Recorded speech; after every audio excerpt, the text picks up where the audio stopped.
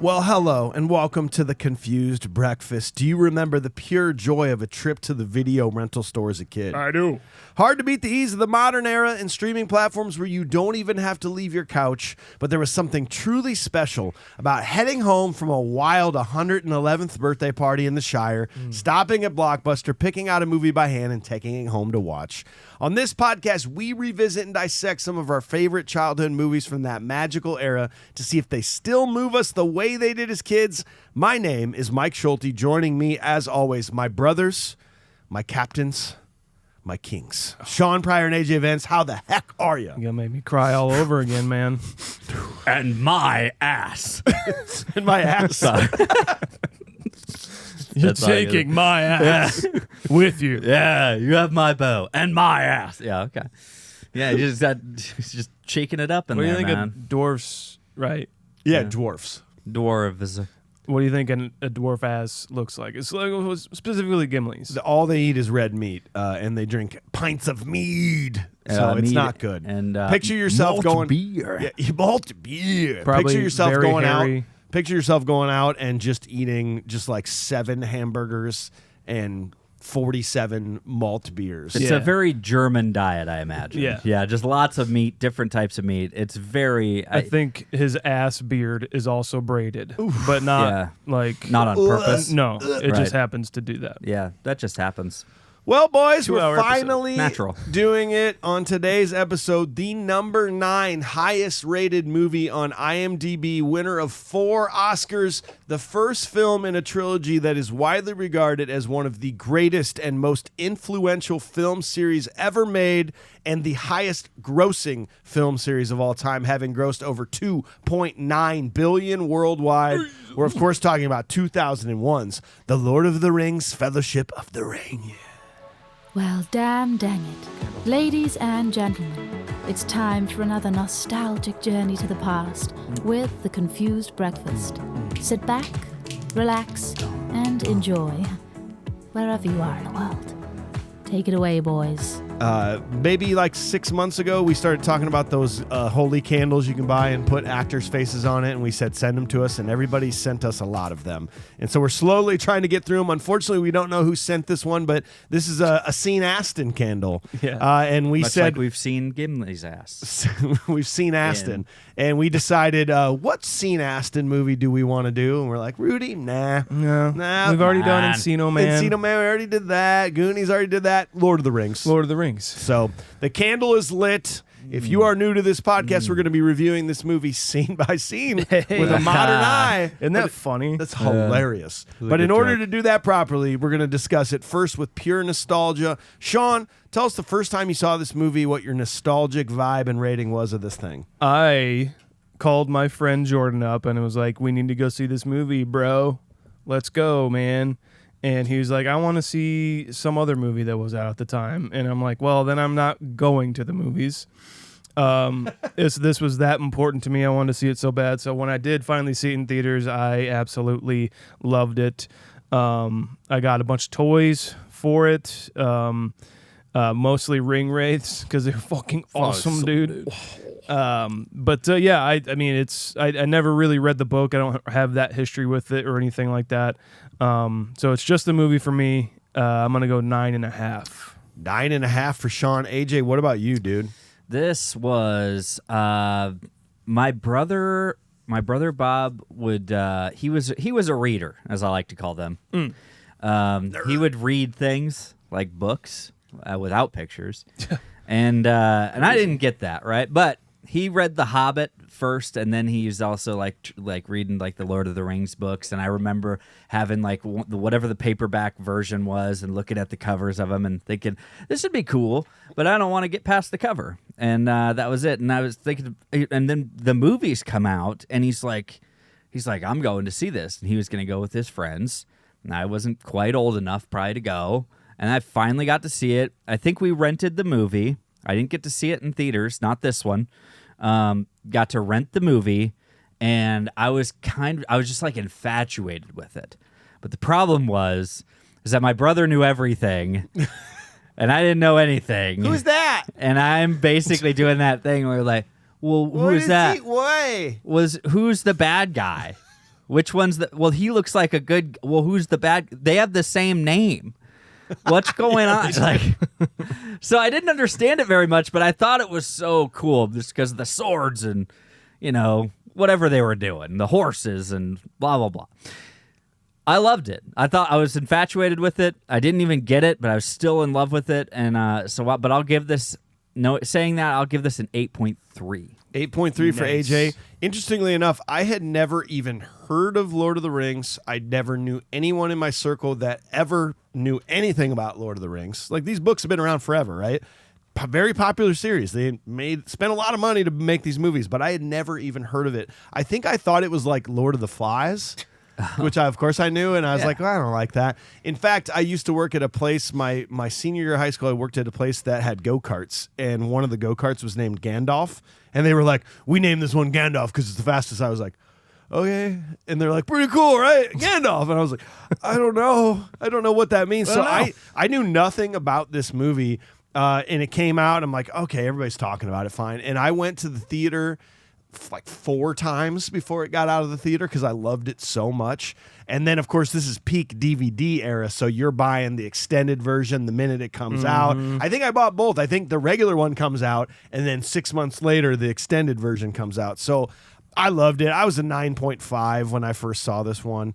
We got to go to executive producer Starling. He says, I've been wanting to rewatch this trilogy for over a decade. I just knew that it would be a devoted weekend to do it properly, so thank you for picking it. I have not seen this movie since the first time, and I vividly remember when The Fellowship of the Ring came out. I saw it in theaters during the same time that Harry Potter was gaining steam, and I felt like we were in the dawn of epic trilogies. The Matrix, Rings, don't forget about Narnia.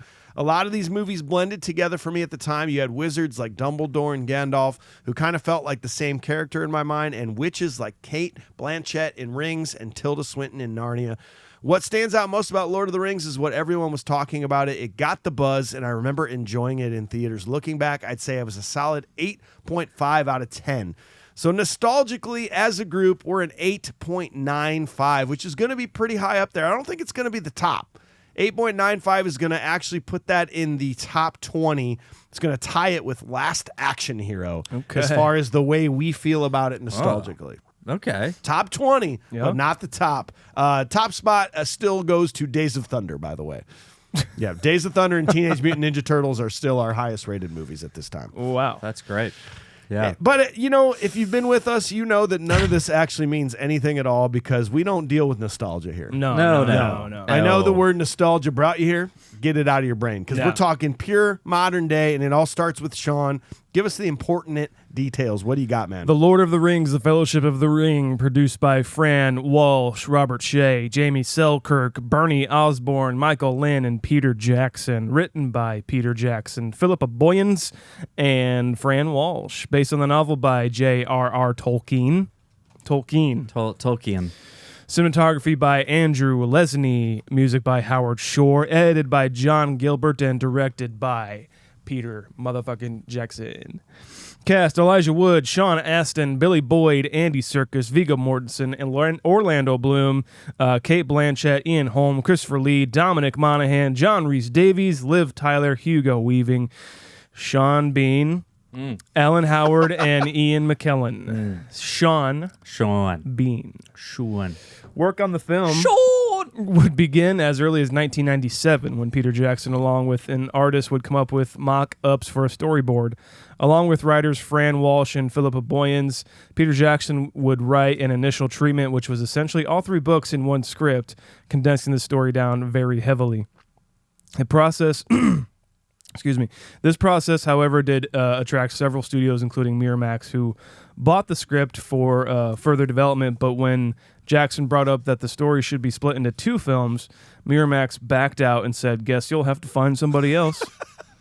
Good luck. That'll get him. Yeah. Good move, executives.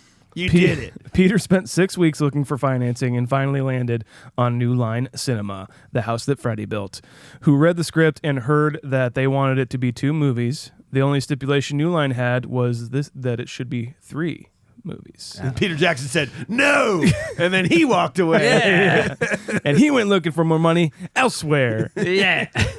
Casting was fairly simple. Originally, Peter Jackson wanted mostly all British actors, but as it turned out, with Elijah Wood and Sean Astin in particular, that would not come to fruition, thankfully.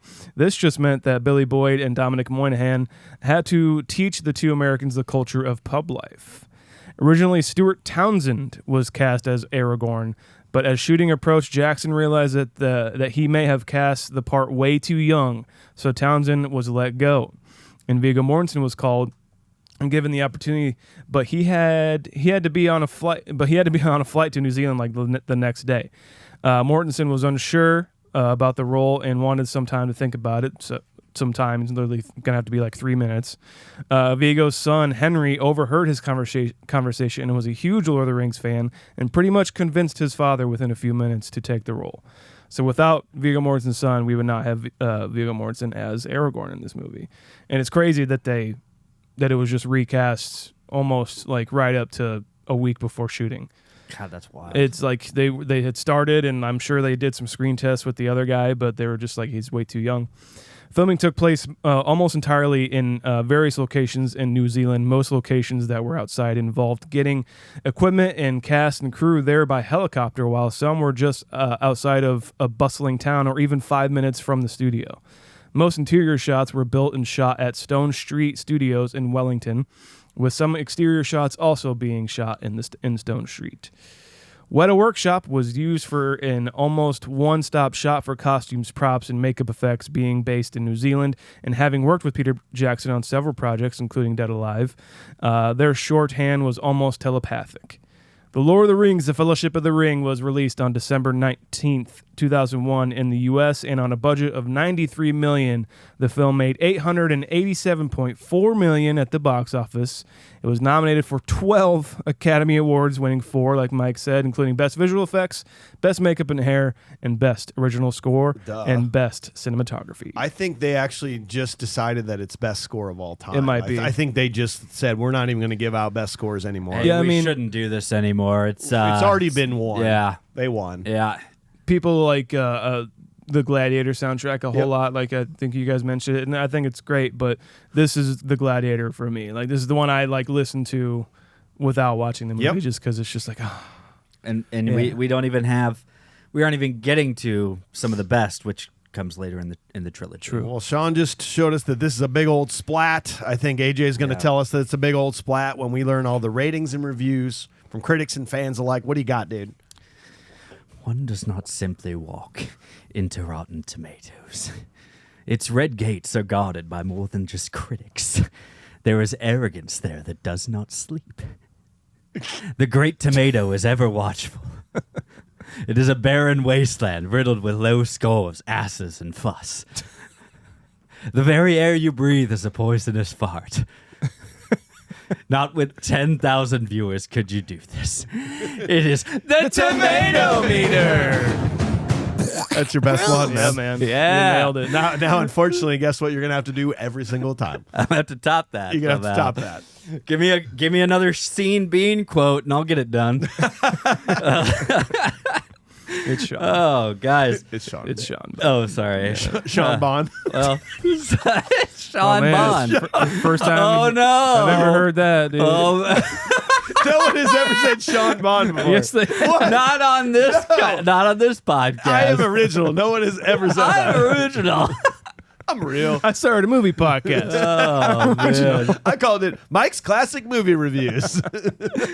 Wait, did we even do our soundbite? Yeah. Oh, great. Okay. It was Well, there. Yeah, I think- 92% certified fresh. So only 33 movies are higher than this critically of everything we've done. But it is noted that Face Off, critics thinks that Face Offs is the exact same movie as this. Oh, it is. Fuck yeah, dude. Yeah, I mean they are facing off against And I evil. do want to point out that Two Towers is the highest of the three for the tomato meter. Critically. Two Towers. Critically, is? yes. Okay, all right. Well, 95% for the popcorn meter. I bet orcs are the worst at eating popcorn. Oh, I bet they're the worst at I just sitting bet- still no matter what. Yeah. They are just toddlers that just grew up with man strength. It's 95% on the popcorn meter. This is an 8.9 on IMDb. My friends, 8.9 ties it in the #1 spot of any movie we've ever done, tied with Pulp Fiction. Wow. And I do want to point out that Fellowship is higher than Two Towers, but Return of the King is a 9.0. I believe Return of the King is the only one that won Best Picture as well. That was I think they just waited. They're like, get to the third one and we'll give them Best Picture. Like, we can't let them win all of them every year. Yep. God, it's 3 years in a row running. Like, just wait till the end. It'll be wait till fine. the end. It'll be worth it. Yeah, an 8.9, guys. We've got lots of the critics. Obviously, Best Hair was given out, Best Hair and Makeup. So naturally, we'll go to Salon Absolutely. magazine. Gave it 100 out of 100. They were like, their hair is perfect. Yep. That makeup, amazing. Oscar You worthy. seen Legolas's eyebrows? Woof. Oh my God. I see it as nearly perfect, much like the hair. No, that just had that part. I see it as nearly perfect. It's one of the best fantasy pictures ever made. Michael Wilmington, Chicago Tribune, another 100. An extraordinary work, grandly conceived, brilliantly executed, and wildly entertaining. It's a hobbit's dream, a wizard's delight, and of course, it's only the beginning. Yeah, daddy. What's the lowest we could go here? TV Guide wasn't too jazzed about this. It's too long for TV. Yeah, it's too long for TV. Can't put it on our channels. They should God be forbid. jazzed about that. Yeah, Commercials. Yeah. God forbid they put on the extended cut. We've got, above all, it's Jackson evokes an almost palpable sense of the will to power trapped within the ring. Without the evocation of the ring's insidious ability to sniff out potential for corruption and to capitalize it, the entire enterprise would be precious drivel. I just read that just for drivel. Yeah, man. All right. Let's see. Philadelphia Inquirer. They didn't think this was very good either. They gave it even less than that. This is moving across this tableau is Frodo and his gang. And here the trouble lies. Not a one seems believable as conveyed by Wood, who forever looks to be on the brink of a good sob. Likewise, his Hobbit sidekick Samwise Gamgee, Sean, whatever, is a real wuss. Huh? Well, we'll get there. We'll talk about it. What'd they give it? There's 63 out of 100. 6.3 out of 10. Yeah. Yeah. Or a 0.63 out of 1. Or a 6,300 out of 10,000. 10,000. 100,000. Yes. How about it, guys? It's a good bit. We know it's a good movie, okay? It's a good bit. It's still working, I think. People love it. People are still tuning in. 1 out of 10. Believe it or not, it happened. Overrated, long and boring. Adam C. Fletcher in 2022. Not since The Godfather has there been such a long, boring, and overrated trilogy. The characters are wooden and uninteresting. The story is simple and executed like it's supposed to be a masterpiece, but instead it's just a boring CGI long walk to the top of a mountain, which, let's be honest, could have been fine in a 2-hour movie, not a 13-hour trilogy. Okay. Let them go. Let them be. I know. I know. This is a 1 out of 10. Movie is too literal in adapting the book. So we have ones that are like, oh, this doesn't even count. This is nothing like the book. And it's like, it's too much like the book. Oh, you mean one of the greatest literary works in history? Don't copy that, okay? Make it better. Visually impressive, though imperfect. Peter Jackson's version of J.R.R. Tolkien's epic. I want to keep mispronouncing that. Really piss some people off. Yeah. All right, don't tell the audience that. Yeah. Saw how that worked out for us, didn't it? Yeah. The Fellowship of the Ring. Let's see. However, faithfulness to the book becomes its problem because it prevents the film from being a great cinema. As a result, I just hate it when they use that word as like a singular thing. It's a great cinema. It's a great cinema. I mean, it is. I mean, it's but he's using it as a thing, not a place, and that's what pisses me off. As a result, the movie is marred by pacing problems, uninteresting dialogues, and few creative freedoms. Newbies might find a straightforward approach boring. They will not understand because this is not how things are done in modern times. While trying to be real, the Fellowship of the Ring forgoes the flow and vivacity without which any truly involving film will do. God, it's just laborious to get through that. I apologize. This one, how about Toby Tinker? He did just say, this is a 10 out of 10. Blows Shaw Stank Redemption out of the water. How is that even a comparison? Correct. What are we doing here? What are we talking about? If you love Encino Man, you're going to love Terminator 2. Yeah. It does blow it out of the It's water. basically the same movie. You know what Fish out of water if I've ever you know seen what we it. didn't talk about with the what movie did we just do where we thought you said it was It was basically Hot Encino Man? Frosty. Yeah, Hot Frosty. Yeah. Mannequin. How do we not bring up I Mannequin? know, right? By the True, way, yeah. Jesus. I know. Sorry to just say that, but Oh, I had that's to remember it. fair. It's warning spoilers. I don't know if it's about Shawshank or this movie, but warning spoilers. The genuine best 3 hours of my life was spent watching this movie for the first time. I cried when Gandalf died. Spoilers. Dick. little warning. But would be did nice. he? The bond, the bond between the characters is so deep and heartwarming. Their deep care for each other really stood out also. That's what you just said. The emotional journey the Fellowship went through together, the sacrifices they made, and the strength of their friendship truly left me in a genuine awe. It's the best movie I've ever seen, and with that, I give it a genuine 10 out of 10 from the quality of Ian, Elijah, and the rest of the cast's acting and the superb soundtrack. You shall not pass! Sir Ian McKellen, 2001. The quotes. It was. Fellowship of the Ring, 10 out of 10. Guys, warning spoilers, didn't have a chance to read the book due that I was in a country which is far away from U.S. or Europe. And I've seen the movie, and it already told me how the book is. So, Yeah. 10 out of 10. Warning spoilers. Drivel. Guys, let's just talk about it. Okay, we got some folks that we really genuinely enjoy hearing from, and that's the Little Lebowski Urban Achievers. It's a really cool thing. If you just go to patreon.com/confusedbreakfast, you can sign up to support this podcast. Ton of things, bonus audio. After this episode, we're going to be doing a lot of extra talk about this movie because we can't get through it in this. Come on. 3-hour movie. Yep. So you can hear all that, but also if you join the top tier, you get to basically have your review read on air in your name. So what do we got today, man? We got Mr. Scuba Steve coming in. This movie, without a doubt, changed my life. I had never read the books and knew very little about Lord of the Rings. When some friends wanted to see a movie one night, and we chose Fellowship of the Ring. What transpired in that theater transported me and transformed me.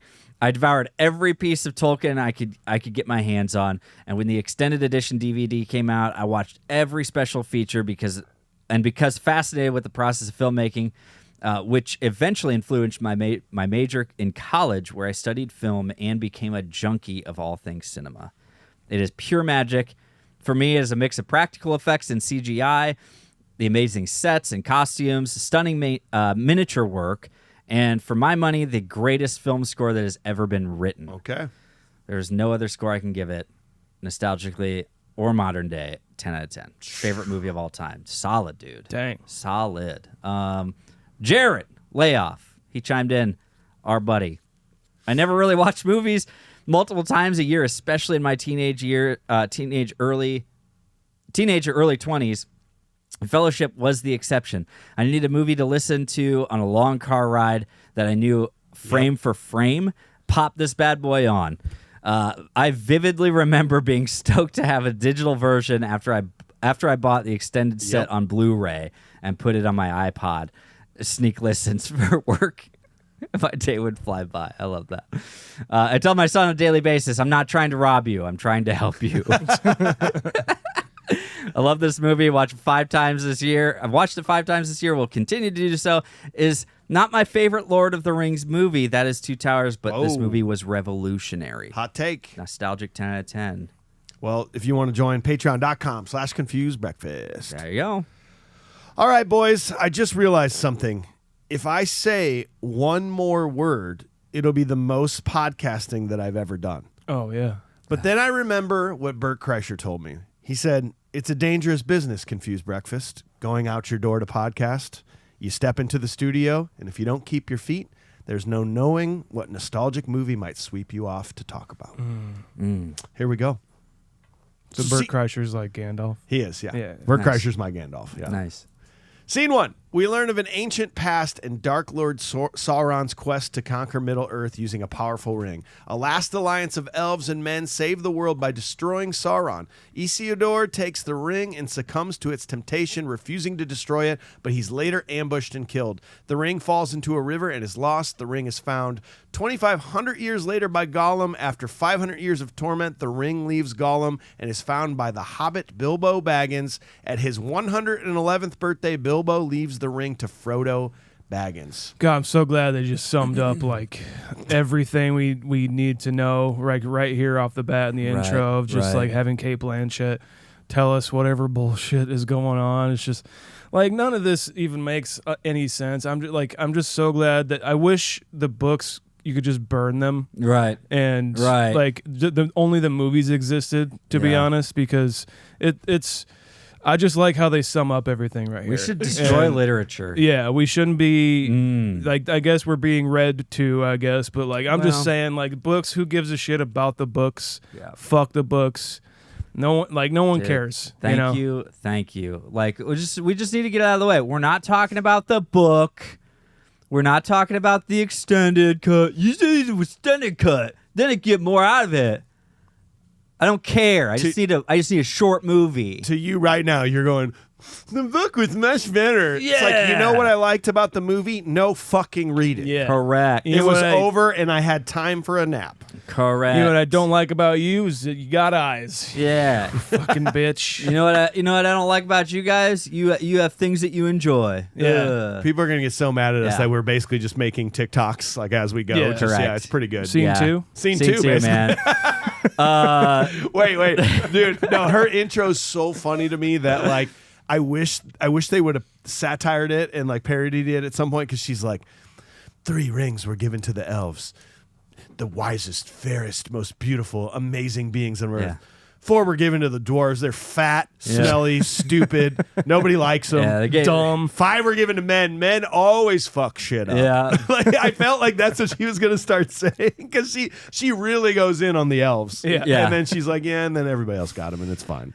Yeah, I want to do some sort of like reread. I want different versions of Yeah. this read, or it's like the first time that she's ever reading this, or like kind of reading the story for us. She you doesn't know? know the story. And she's like, so 3 were given to the elves. Well, I knew that. I have one of those. But 3 of them, okay. 7 to the dwarf lords. Why'd they get 7? They got 7 rings? That's your problem right there. They have so many rings. They even fit. Oh my gosh. Like, all they do is they have their own jewels. Why are you giving them more? Anyways, 9 rings for men? They're selfish. This is the worst story ever told. This is ridiculous. Why would they do this? Why would they give so many powerful rings to men? They're gonna lose them. Oh my God. And you know what? None of this even matters. They made one that just rules all of them. This is, Basically. oh my God. Gives a shit about any other ones. So who's making these things? You know? Gold ring, green ring. Who Yeah, gives who a gives shit? a shit? You know? I know you said that, Sean, but like this is pretty impressive that over the next 10 to 15 minutes of the movie, like you don't have to have read the books. No. Some movies do not do a good job of this. Correct. Of like, it's either too much or they just don't really tell the story clearly. I knew nothing of this story the first time I watched it, and I'm fine. No, I yeah. don't have to know anything else. No, I mean I was kidding, just Of course. just to get people pissed off. But it is incredible, like Yeah. this opening, and I do appreciate because I think they tried to do Elijah Wood for this voiceover, Yeah. and then they were like, well, it's just not the right way to do it, and then they tried to get Ian McKellen to do it. And still not the right, and they were just like, well, an overarching kind of being, I guess, Yeah. who Cate Blanchett plays is probably for the best. And yeah, I mean, we get battle sequences right off the bat too. I love the synchronized like sword swings when they are coming at them. Yeah. And Isildur, just his battle with Sauron is it's so cool to see, and you already see like a shit ton of history within just like what 5 minutes. Yeah, and you're already freaked out too. You're like, this is insane. Yeah. Like how are they gonna defeat this? You know, like that's what's so great about it. I think that's like that's the best way to start a story like this too. Is just start it with the insurmountable odds against you. The last battle potential, like to save the world. Basically, is this battle we're basically seeing right now, 3,000 years ago or whatever it is. 3,060. So it was 60 2,500 years. Gollum found the ring. Gollum had the ring for 500 years, right? Which is why he obviously transformed into what he was. And then Bilbo had it for 60. For 60 years. And I did want to do the math because they play it off like nobody really, you know, it went from it actually happened to legend to myth to just like not many people remember. 3,060 years ago. Think about that in our lifetime. I went back 3,060 years into the real world. In 560 BC, before Christ was even born, King Leonidas, the leader of the 300 Spartans, was born. Oh yeah, Gerard Butler. Yeah, Gerard Butler was yeah. born. So think about that. Like that's just like a legendary mythical. We're like, probably didn't happen. Yeah, but it did. Yeah. It was real back then, and it was just such a huge thing. And then it just gets passed down, and years pass, and it's a really cool way to tell the story. To be like, that's just. Sauron's not a real thing. Yeah. Like, Ring's not real. Like It was just stories we tell. Yeah. And is that kind of the way we're kind of led to believe this, as if it's a story, or as if it is more of a history of this of Middle Earth? Yeah, like they're saying it definitely happened, but it was just so long ago that they don't really teach it anymore. Okay. It's not in classes. It's just like, we don't even really tell. We don't even know the story actually. Really, it doesn't seem real because it was so long ago. Yeah. Like Leonidas and the Spartans. Yeah, correct. You know. Yeah. And especially people like Frodo and the Shire and everybody like that. They probably just focus on the Shire and where they're at and their family and having fun and just being hobbits, you know. Like they probably don't worry themselves with like history much, you know. You kind of look at this like when you're a kid, you look at this and you're like, oh man, no wonder they want to leave. The Shire's so boring. And then now you look at it as an adult and you're just like, oh my God, that's just like my dream. You're onto something because like I never want to leave this perfect little hobbit hut thing with a big round door with the most amazing looking food and vegetables and meats and wine and beer and and then every night I just go to the pub. So dude, the Shire is the Midwest. You think so? If you think about it, like the Midwest is just about drinking, family and friends, fireworks. How many fireworks displays are there in the summer in the Midwest? Cover bands. Like there are so much. This is literally and none of these people have left home, which is a very Midwest thing. Nobody. That is. Everybody just like, I was born in this town and I'm still I live in the house my parents had. Like that is what the Shire is. And it's actually pretty cool because Bilbo's kind of like me or people like me that he loves his home. He loves the Shire. I'm so proud to be from the Midwest and I want to live here forever. But I also need to see mountains. Oh, yeah. And I need to see oceans. And I view people that have never left the Midwest as like, what is the matter with you? Mm-hmm. You know, so like the rewatching this movie, like you just said, is like, oh my God, the Shire is awesome. And I understand the Shire. I don't understand Mordor and I don't understand the White City, but I understand the Shire. Shire. Until you walk into one of their houses like Bilbo's and it just smells like feet. Yeah. We don't know. We don't know what dude. it smells like. I thought you were like literally gonna be like, and it just smells like this the most delicious Roasted boars and cheese spread and vegetables and that fresh have been freshly flowers coming That in is through the window. that is all there, but it's just marred with a sense of feet right next to it. It's just and Gandalf's the only one that can come because he puts a wizard spell on his nose. He just goes, yeah, wizard spell on my nose. We're good. you're gonna walk into Sean's hut and it just smells like feet and weed. and like the feet is still overpowers the I weed. know. It's just like, is that really good weed or really bad feet? What do you got going on in here? Because apparently it's both there. I just love, I don't know, after this whole battle scene, and we do kind of get this intro into the thing. It says like 60 years again after the 2,500 years, and after. I gotta say though, on that note, has Middle Earth ever heard of an industrial revolution? Because not much has changed. Is that It's true. Is that like it just never changes? They just never get past the basic wheel. You know what I mean? Everyone's good with just kind of chilling. It's like we don't need combustion engines. We You just- know, I have this idea for like if we take 4 of those wheels and like put it on a cart. No. And like maybe like instead of horses, we use some sort of like propelled kind of engine or Here, something like smoke that. some weed. We got to light some fireworks and eat some more carrots. Oh, you're right. Man, Let's that go over sounds there. great. I'm gonna tear up these car plans. Yeah, I think maybe that's what happens when magic exists in your world. You just get stifled because if we need something, it's just make magic with it. Just use Gandalf magic. will be here. He'll figure it out. Gandalf will give us what we need. It's fine. We don't need these. We don't need an ice maker. Okay, Gandalf will provide. We'll go to the ice place. Yeah. Yeah. And just get ice. We just go down to Icy Brook and fetch the ice for the week. It's crazy. It's you awesome. know? It's awesome. Gandalf here. Speaking of Gandalf, I love. He's like, "You're late, Gandalf," and he does his whole thing, and I don't know. It's just like, I'm old as fuck, homie. Yeah, it's like- Like, Jesus Christ! Like, what the fuck? You were supposed to be here like 3 minutes ago. I'm not that fucking late. oh, really? What time was I supposed to be here? Oh, I don't know. It's like, oh, then shut your mouth. Oh. How about that? You should start Wizard of adopting the that Time. because You you're little like bitch. you're like me. We're always late. we're It's always just late. like I'm never late. I just arrive precisely when I mean to. Precisely. Like, yeah. I'm on wizard time. I'm on wizard time. I'm on That's wizard time. utter bullshit. No, dude. This is when I meant to be here.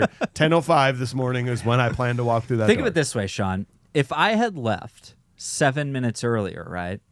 Correct. Yep, you're right. Right? Yep. If I had left Yep. 7 minutes earlier, what would have changed? What would have happened? We don't know. No, I know. could have No, gotten here's a what would car have wreck. happened. No, here's what would have happened. AJ, if I would have left 7 minutes earlier, I would have been like, I got plenty of time to stop in this drive-through. Correct. And then the drive-through would have made me even later. Correct. See? And Because then it would have been some dumbass kid being like, and then it would have been like, and then some dumbass kid would just be like, I don't know what I want. I don't know. And then but then we'd walk in here, and it's like, oh, you know what else? It threw me off because I spilled something on me. Yeah. Turns out I left early, but I actually forgot something. AJ's a wizard, bro. I arrive precisely when I am supposed to.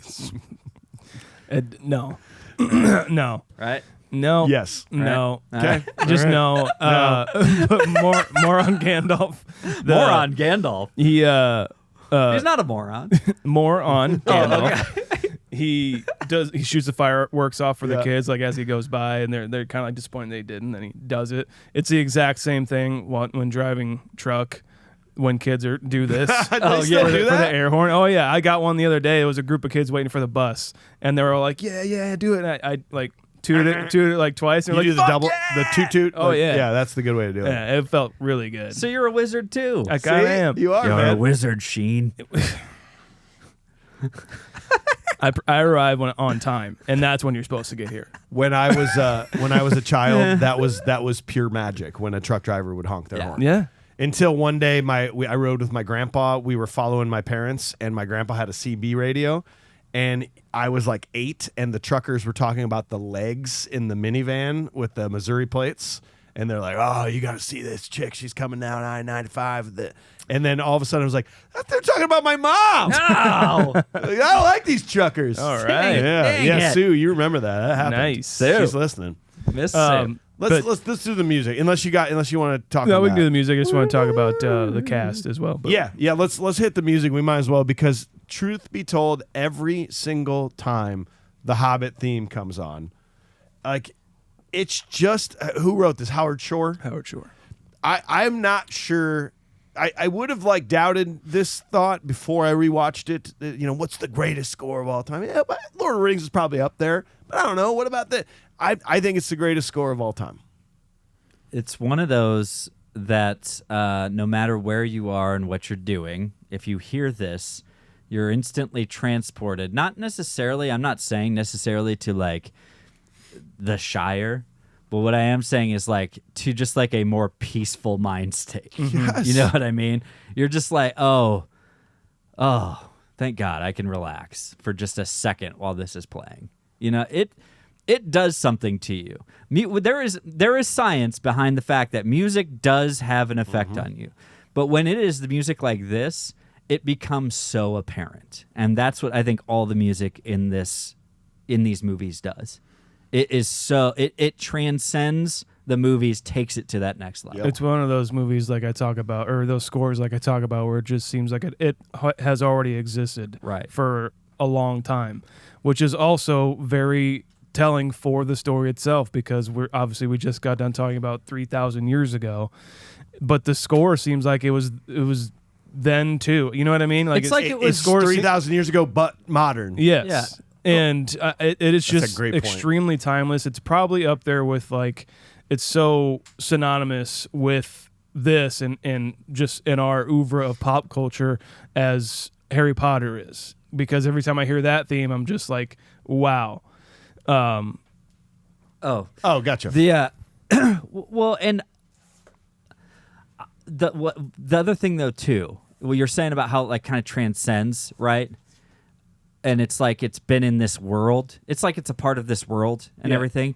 But also, it feels like it was written. It's like it was written from the book itself that J.R.R. Tolkien. Yeah. The songs he included music. It to was, if you ever make this in a movie. Yeah, just in case you guys make this into it's the back of the Goonies map. It's got the notes on there. Exactly. He's no, here's the theme. He's like Zelda. Here it is. Here's the music, and here's the lyrics, or here's That's this, a great and point. here's that. It's like it was he. It's like he wrote it, and I just that's what I think about, especially even when you get to the points when when Merry and Pippin are singing their pub songs. Yeah. I just feel like it's like he wrote these, and then you have somebody else who can come in and make these, or maybe he wrote some of the lyrics that they wrote, right? Or that they sing, but then they wrote the song. Mm-hmm. You have to write that song. It doesn't exist in the book. That's why these types of movies, when they're on point like this, it's so important, and why I'm not going to get caught up in the book or the movie conversation. That's I don't know, it's my thing. But Ian McKellen as Gandalf. I think that this is probably his best performance, his probably his best character, and he's nominated for Best Supporting Actor for this. I don't know about the other ones, but I think he's so incredible to me, because even as Magneto, he's great as Magneto, and all of his characters he does is obviously great. But there's something about Gandalf where he's so warm, but he's so serious, and he's so he knows the history of what's going on, and he kind of informs the audience along with Frodo. I don't know. There's a lot of close-ups that Peter Jackson does. I call it the Peter Jackson close-up, where it's he does it a lot in Bad Taste and Dead Alive, where it's like a kind of fisheye lens, and for some reason Ian McKellen plays it so well, how he kind of leans in to tell Frodo something. Is it safe? Is it safe? Keep it secret. Keep it safe. I don't know. I think that this is just his best he's ever been, especially even as we'll get later on down the line. But he's got so much to do, and it's such an important character, and he's just so committed to this, and I love it. I imagine that, let's say you grew up reading these books and you built these characters in your mind to what they look like. This is one of those ones where now, if you go back and read the book, you see Ian McKellen. Yeah. Right. This is now Gandalf. Yeah. Period. If you this is what say- he looks like, and this is who he is. Yeah. If you say the word Gandalf, then you just there Yep. it is. You're not going to go to really much of anything else. Who plays Saruman? Yeah, that's Christopher Lee. Christopher Lee. Who really wanted the part of Yeah, he Gandalf. did. I loved the books. Huge fan. Huge fan. Unfortunately, didn't necessarily get it. But he didn't he like know J.R.R. Tolkien? He was the only member of the cast crew to have ever met him. And they said he was such a huge fan. He was the first one cast in the entire movie because of his extensive knowledge on the books. And they said that he always went to like makeup department and gave them tips on what they should look like. Wow. Just because he was so committed to be like, no, we got to get this right, which is amazing on his part. Yeah. Man, I love that. Like, and to be honest, he is the only other person I could imagine playing Yep. Gandalf. If the conversation were to come up, it's not like you can have like Patrick Stewart get into makeup and do this role. Right. It's not going to be the same. But Christopher Lee had that other presence. I'm so glad they cast him Yes. as the opposite, because I think he would. If you were just in that conversation, if you were just only those two, you reverse the roles, would they have been amazing? 100%. They would have been phenomenal. But in the idea of like Christopher Lee just can bring that sinister feeling so You much. feel to it that. right away. Yeah. Whereas Ian McKellen can much more. I feel can really bring that warmth. Yeah. That you're talking about, Sean. Sean, I don't think we should spend too much time on this, but it's very important to talk about how still to this day, Peter Jackson, like, I can't imagine what it was like, which is why it's also hard for me to imagine why they agreed to do these 3 pictures and why they agreed to give so much money to a fucking book that maybe not many people have ever read, that would be virtually impossible to create on the screen.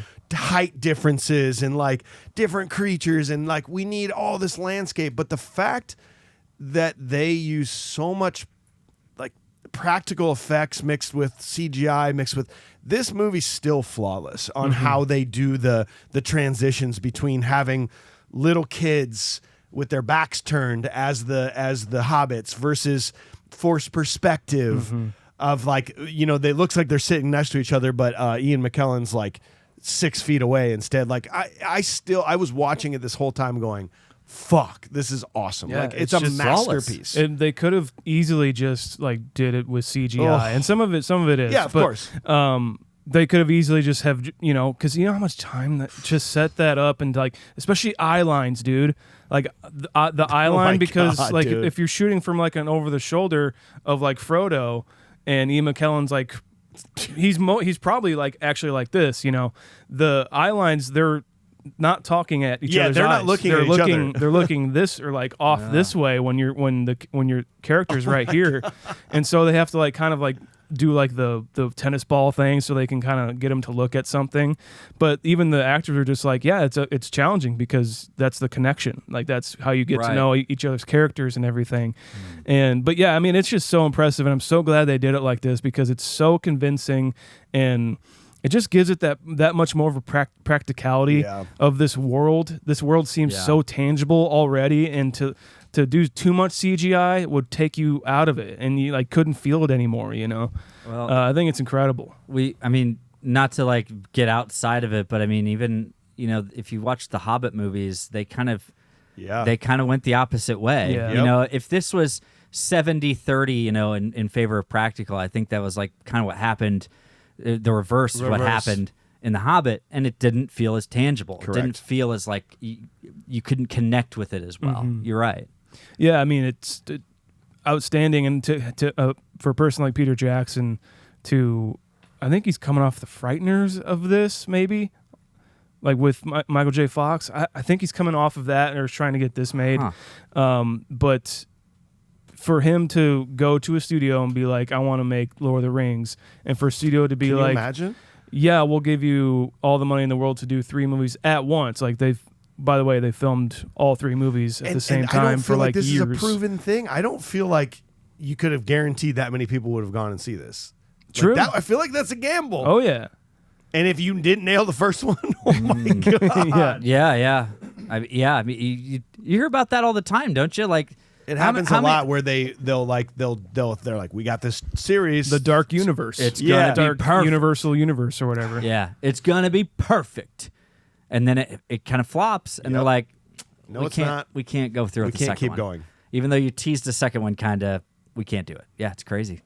Well, let's move on to scene 2. So the wizard Gandalf investigates the ring, discovers its true nature. He warns Frodo to take it and leave the Shire with his friend Sam. Gandalf goes to Isengard to meet Saruman. Saruman turns on Gandalf and imprisons him. Frodo and Sam are soon joined by fellow hobbits Merry and Pippin. After encountering a ring wraith on the road, they manage to reach Bree, and there they meet a man called Strider who agrees to lead them to Rivendell.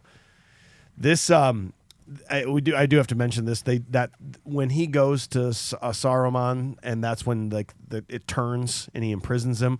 That staff battle's still pretty great between them. It is. Yeah. Like and Jarrett wanted us to mention, of course, that the Gandalf doing the Three Stooges run on the floor when he's spinning around. That that has always made me laugh. Oh yeah. And I know it made Jarrett laugh, but he's just going. Whoa, whoa, whoa! It's so good. And what's kind of neat is you can kind of feel it right away. Obviously, with like the tone of the sets, the tone from Christopher Lee, like you can kind of feel it right away that this isn't right. In the music's and the music, yes, and everything's a lot darker, and you can really feel it. But it's almost like it's one of those moments you don't want to believe it. Like that's how I watch this scene every single time. That I don't want him to be that way. Saruman's his master, like basically he's like the head wizard. Saruman, Gandalf kind of a thing, and they've known each other probably for thousands of years. Yeah. And that's the thing. I don't want to jump in a bunch on like lore and things like that. But if you read like Hobbit or you do any of that, like Saruman was never like this. He was like Gandalf, the White. That's what he was. He was a good guy. He was an all-powerful, all-knowing, very like, just big positive presence, He was one of the good guys. And now it's just like that's the one thing maybe about this that I wish we could have gotten more of. Yeah. Is maybe seeing that like, no, he was a good guy, but then he became corrupted. Don't need it, but it'd be nice. You don't need it, you're right. But at the same time, time, that social media corrupted him. Like he used to be kind of a normal guy, and then he got into conspiracy theories and like he goes into he's like, I've been consulting one of the things, and it's like it's just an iPhone. Yep. Under there, it was just Facebook. It's not an iPhone with Facebook scrolling. He's like, and he's just like, and just the lock screen is the evil eye. And every time he's got biometric on, so every time he looks into it, it unlocks. He's like, It's just there's 2 apps on his phone. It's Facebook and then just Joe Rogan's podcast. Just that's all it is. When you guys didn't notice this, when Gandalf actually arrives, he's in a cold plunge. He just got done doing Brazilian jiu-jitsu. Yeah. That's what they're rolling on the floor. That's why he wins. That's why he beats Gandalf. He's been practicing so much. Like modern day take on it. I love it. The BJJ is what I'm talking about. BJJ, man. I'm telling you, it's so powerful. It's all powerful. Hot and cold therapy. Yeah. Fuck, I wish I had the hot. I only got the cold. That's why he took down all the trees and started fires. Oh, shit. Dude, Yeah, see, man. you get it. Making a sauna and shit. Yeah. That's it. It's like, build me a sauna.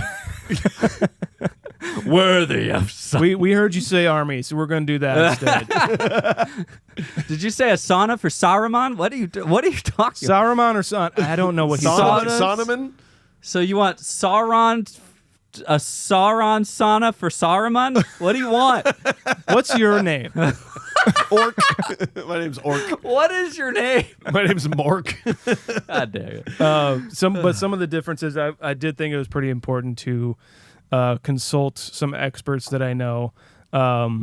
Dustin, my friend, my bassist in Dream Thief, he is a huge Lord of the Rings fan, and I asked him to kind of give me some pointers on like what they did leave out of the book. And I'll just kind of briefly, as we go through the movie, say like they left out a bunch of characters, and Strider was more of like a ranger who did protect the Shire, apparently. So they would have known him already? I think so, okay, yeah. cool. But like even when Frodo does take possession of the ring, it takes him 17 years to even leave the Shire. Yeah, I remember hearing that. Yeah. Oh, really? Yeah, and it's like during this time, it is Gandalf trying to figure out what ring In the he 17 actually has. years. Yes. Yeah, okay, that makes sense. So I mean, like there is a lot Jeez. of things condensed and taken out, but I think rightly so, because even my friend Dustin was saying, it's like it would be so much, and some of these characters just don't need to be there. They don't. And yeah, as we get to it, like Arwen wasn't even supposed to be that much. Okay. Isn't that much of a character in the book, the first book anyway.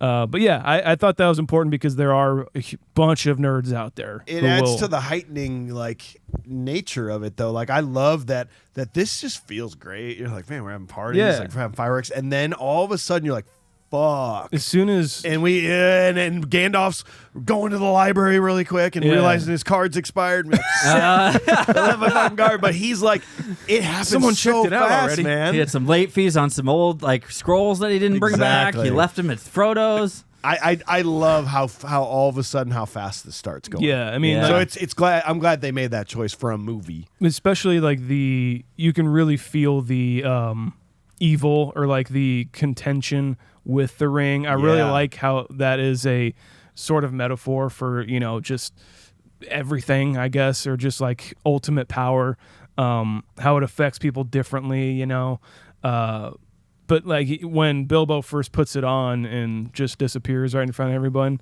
that's kind of where it kicks off, where it's just like, what the fuck is going on? Also, the ultimate ghosting tool pretty good. is fucking awesome. Yeah. But What's it called? yeah. The Hobbit goodbye.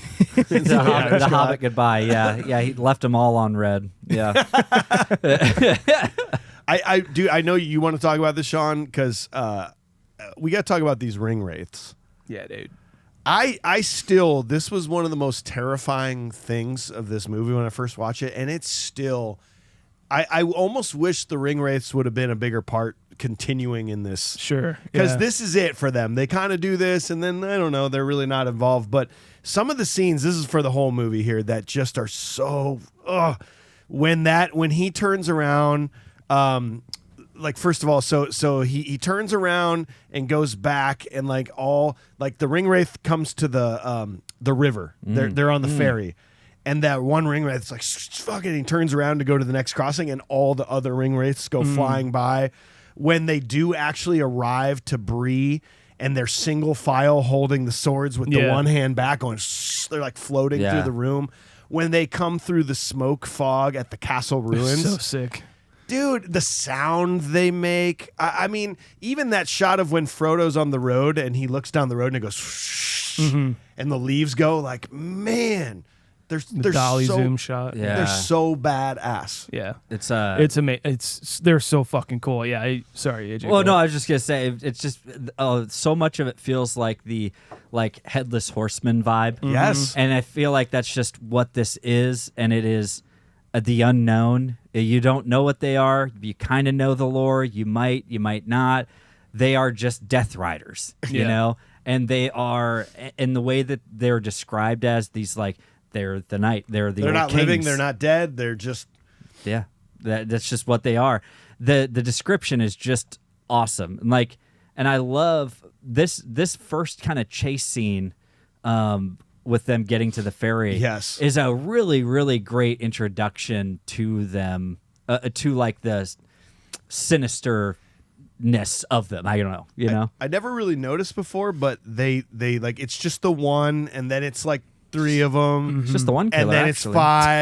it's 5, and then by the end it's all of them. It's like they were all spread out, and then they got word that it was here, and they all started making their way to. It just creeps me out so much. And that the ring wants to be found. It wants to go back to its master, pretty much. Yeah. Yeah. It's such a threatening thing, especially like having hobbits having like to have to battle these motherfuckers. You know? Yeah, it's like let's just make the most vulnerable creature in this world of Middle Earth. Let's make them the ring bearer. Yeah. It's like, let's just make them walk down the aisle with this thing. How about that? like why? Like, is it? It just must be like the pureness of heart. I'm guessing like that's the kind of if I'm trying to like dive into this, that's why they're not corruptible and as corruptible in that sense. Probably, yeah. I guess, and that's why they can bear the burden. But it's like, man, the ring, it doesn't age Bilbo, but then when he gives it up and we see Bilbo again, like he's aged very dramatically at this point. And that's the thing of, like, they aren't hobbits.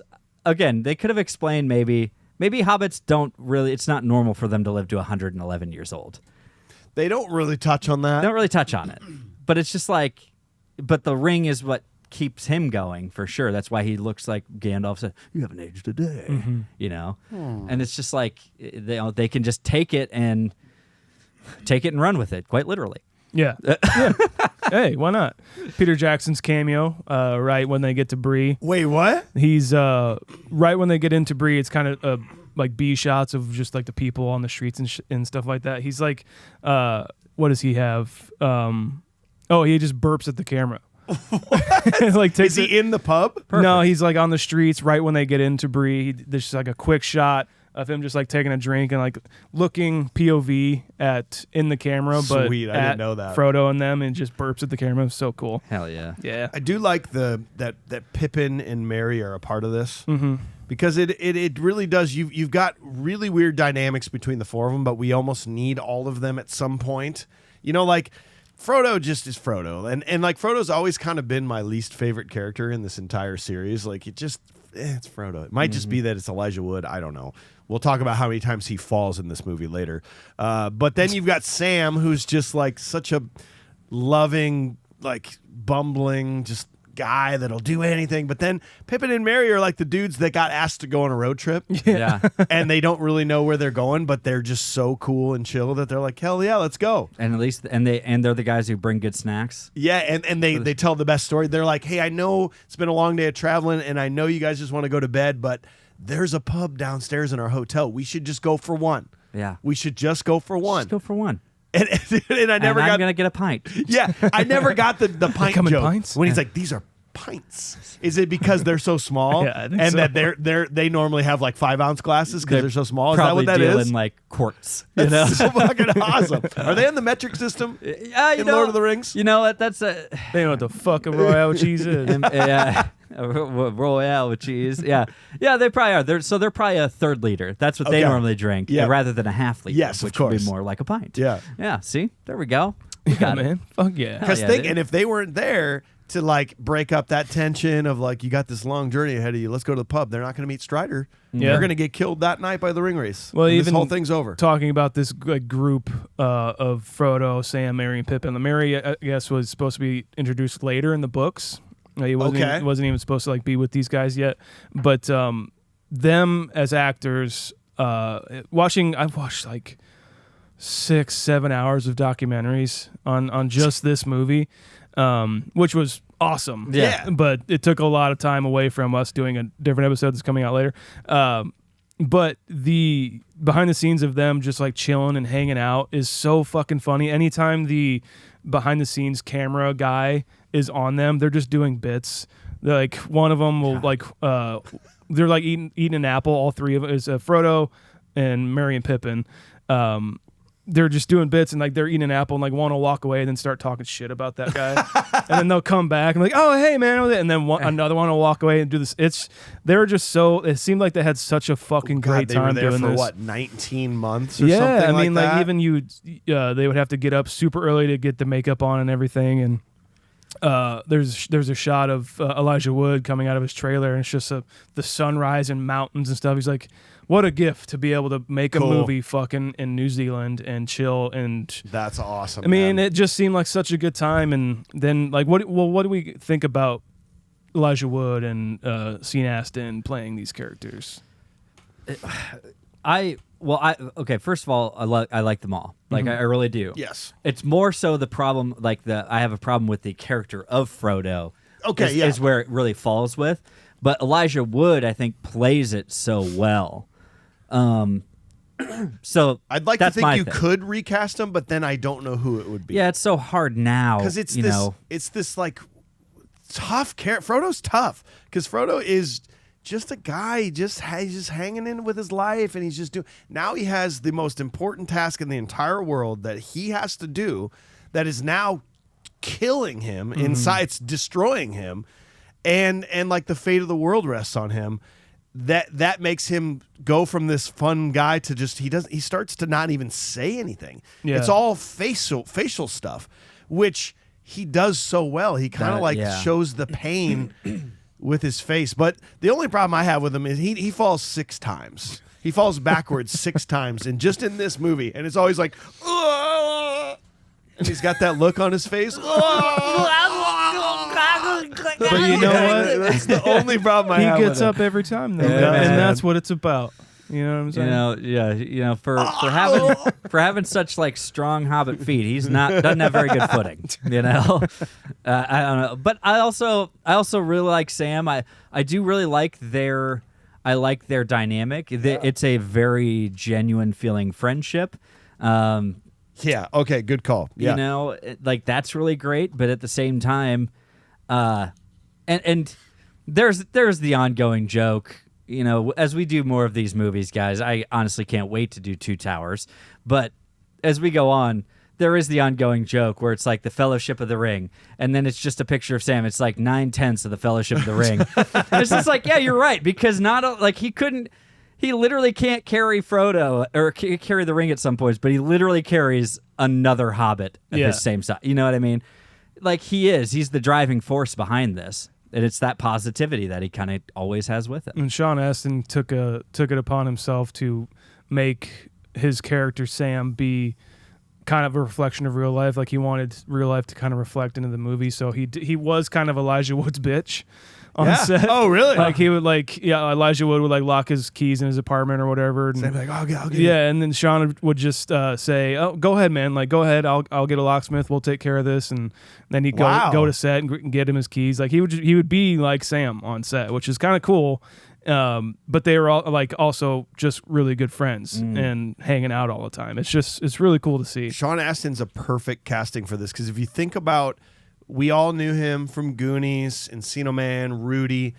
But that kind of, I mean, he did some stuff, but he did nothing of note pretty much after Rudy, as far as I'm concerned. Yeah.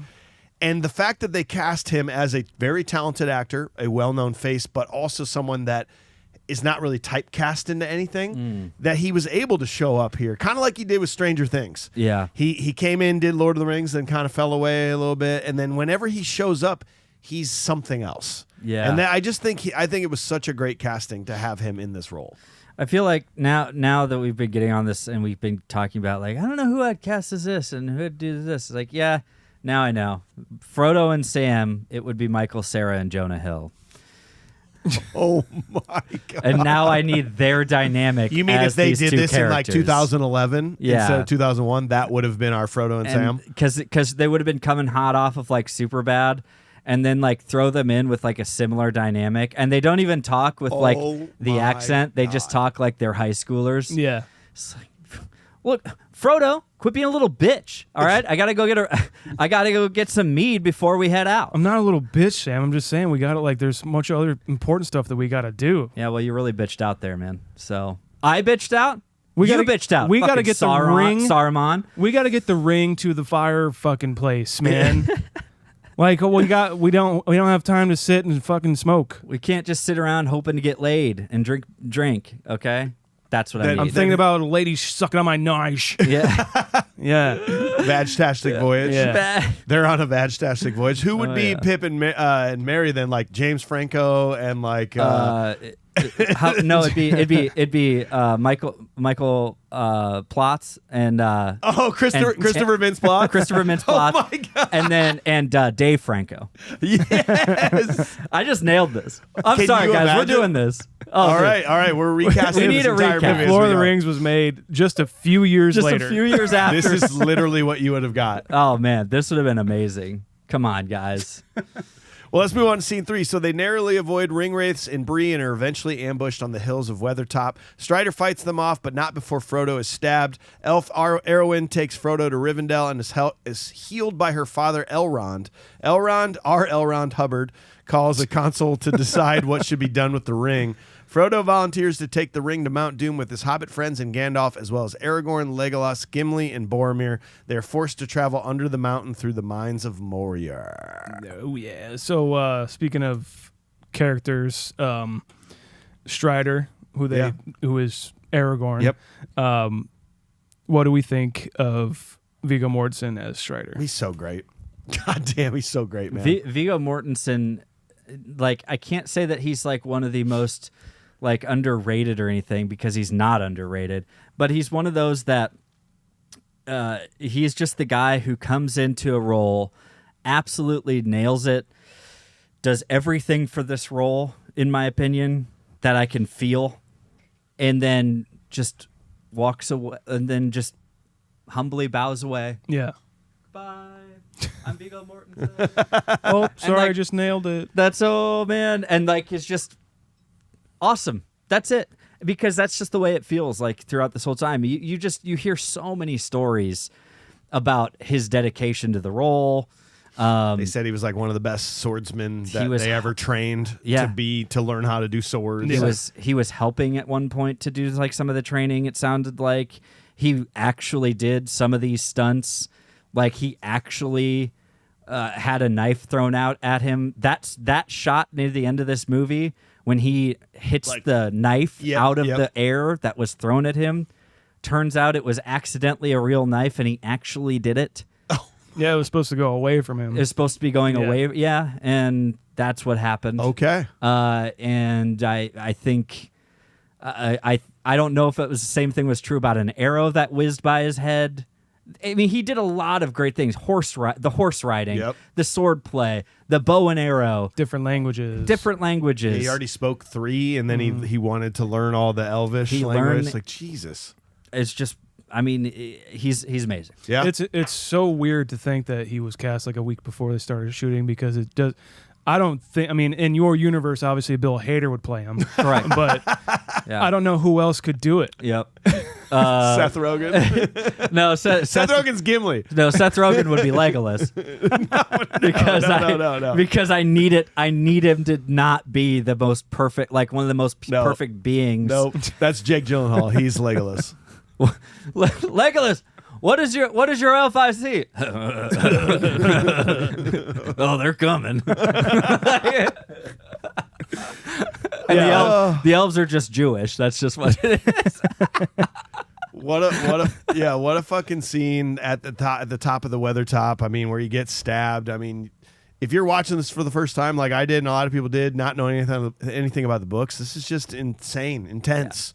Yeah. And then when Arwen shows up and that chase with all the ring wraiths now through the forest with her and the water, man, like the action's rolling at this point. Yeah. And still all practical too, like the behind the scenes when they have to like have wide shots of Liv Tyler actually riding the horse, but like when they cut close, it's just her like on a cart, on a car, and just kind of acting like she's riding a horse, and just has like a dummy for Frodo right here. It's like bouncing back and forth. It looks really funny, but still practical. Like they could have green screened in the ring race in the background, but no, they actually had them on horses coming after her. This is the way movies need to be made. It is. It just is. Especially of this level, and if you're going to just try to put a stamp on the cinematic world, and in 2001, think of all the things that you have to follow up and what you have to do to make sure this is something worthwhile. And you're not going to do that with CGI at this point in time. But then when they use it, it's still great. It's like when well done. When he it's goes into the shadow done. world, and now you see the ring wraiths, what they actually are. Right. Love it. Yeah. And then when the waves come around the corner and they're like horses in them, I'm like, yep, works she for does me. her Nino Neener spell, whatever the hell. Nino Neenar. Yeah. And then just fucking summoning that Nar, dude. Sounds like my son in the bathtub. It's just like, That's fun, Arwen. Okay, all right. That's fun, man. Quit splashing. They just come across and fucking cut her head off. Whatever. That's fun. I don't know what the hell you just said, but we need that kid. But they get the getting to like Rivendell. Yep. I do like this. It's this kind of chased and then to safety, and then chased and then to safety, and that getting to Rivendell, we get a lot of really, really amazing set work. Oh God, this place is awesome. Why?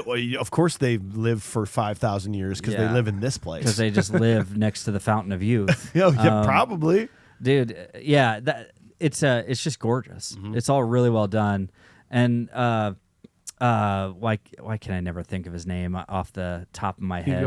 Hugo Weaving. I love him in this role.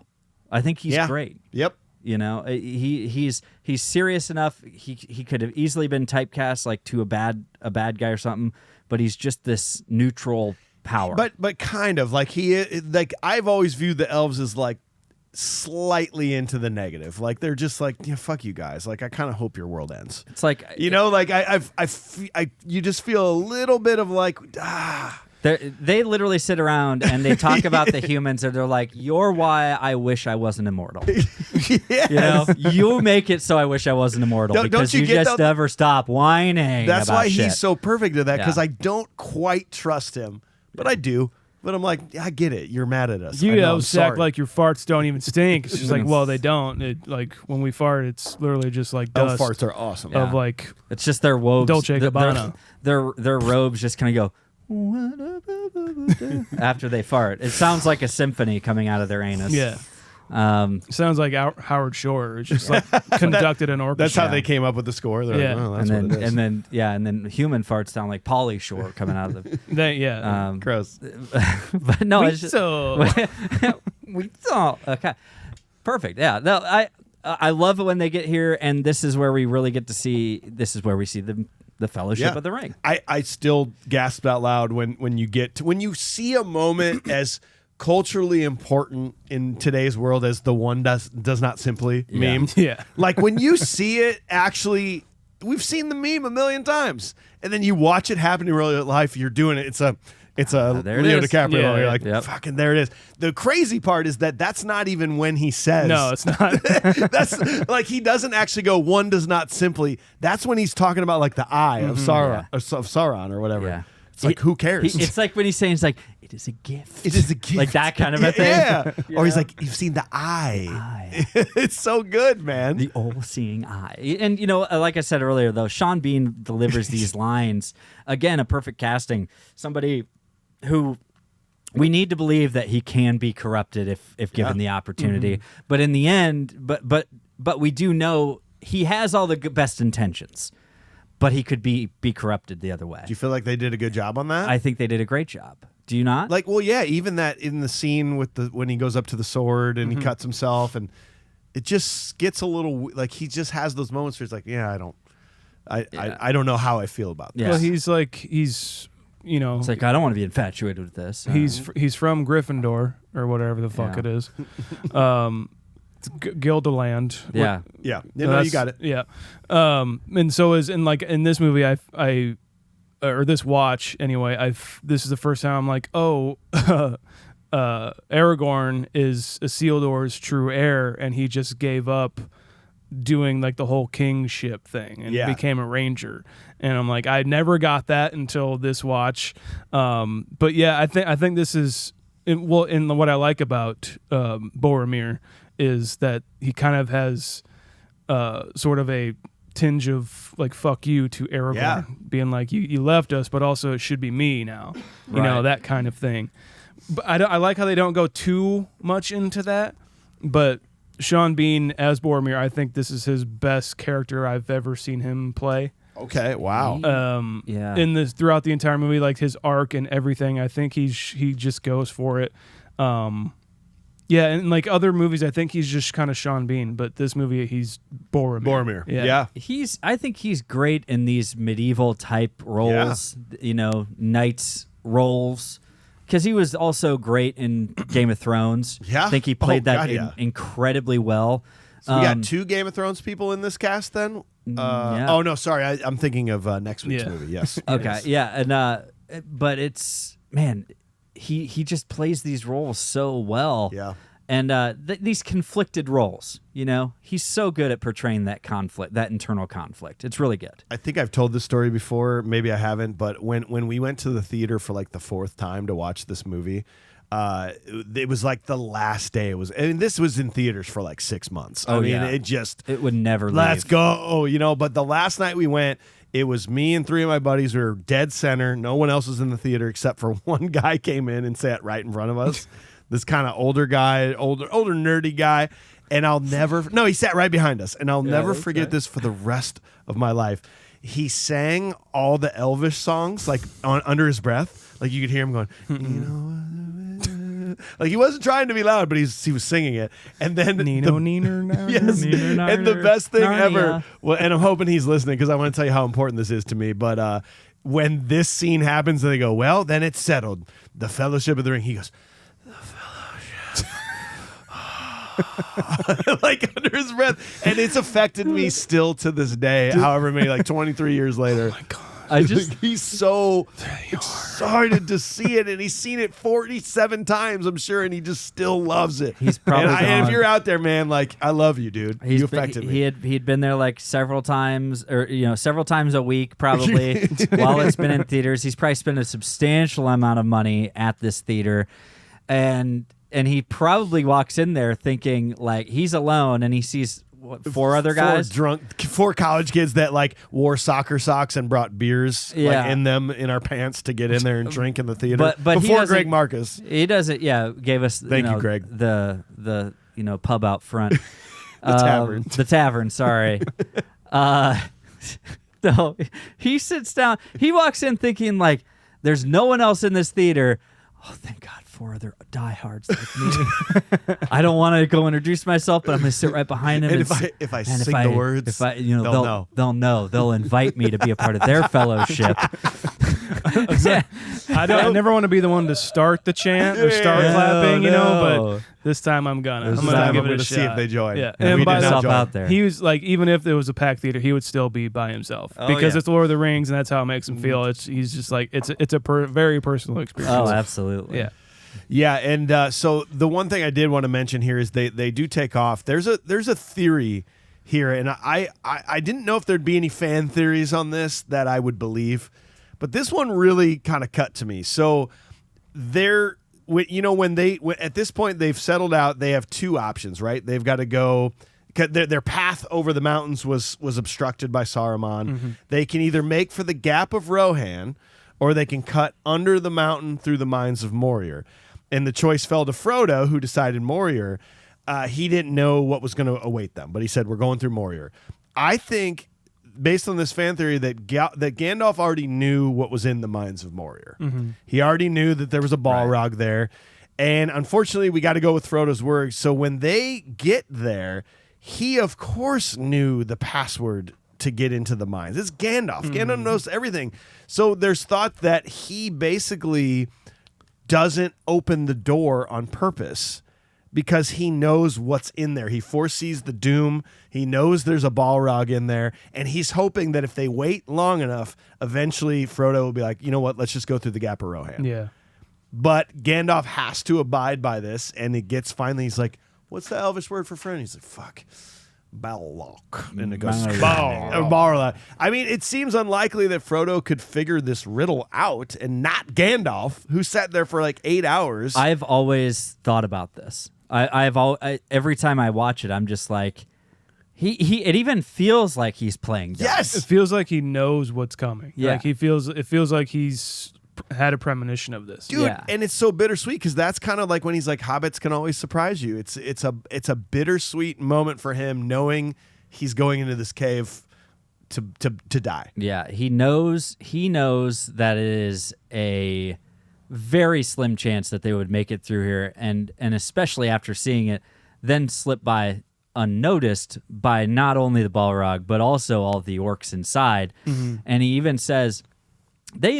says, how many days? It's a 3-day journey to the other side. Just to the other side. Right. I think it's more than 3. I think 3 it was or like 4. 4-day journey to the other side in pure darkness. In pure darkness that they're going to do this. And it is a little bit like, ugh. The Gap of Rohan sounds all right. Dude, I hope they packed like some vitamin D supplements or something because they're going to get depressed out. And how does Gimli not know how to get in? Gimli's a dwarf. How does he not know how to read it? How does he not know? And why is it elvish and not dwarvish? Yes, right. You know, why is it that? Why is it Belloc and not?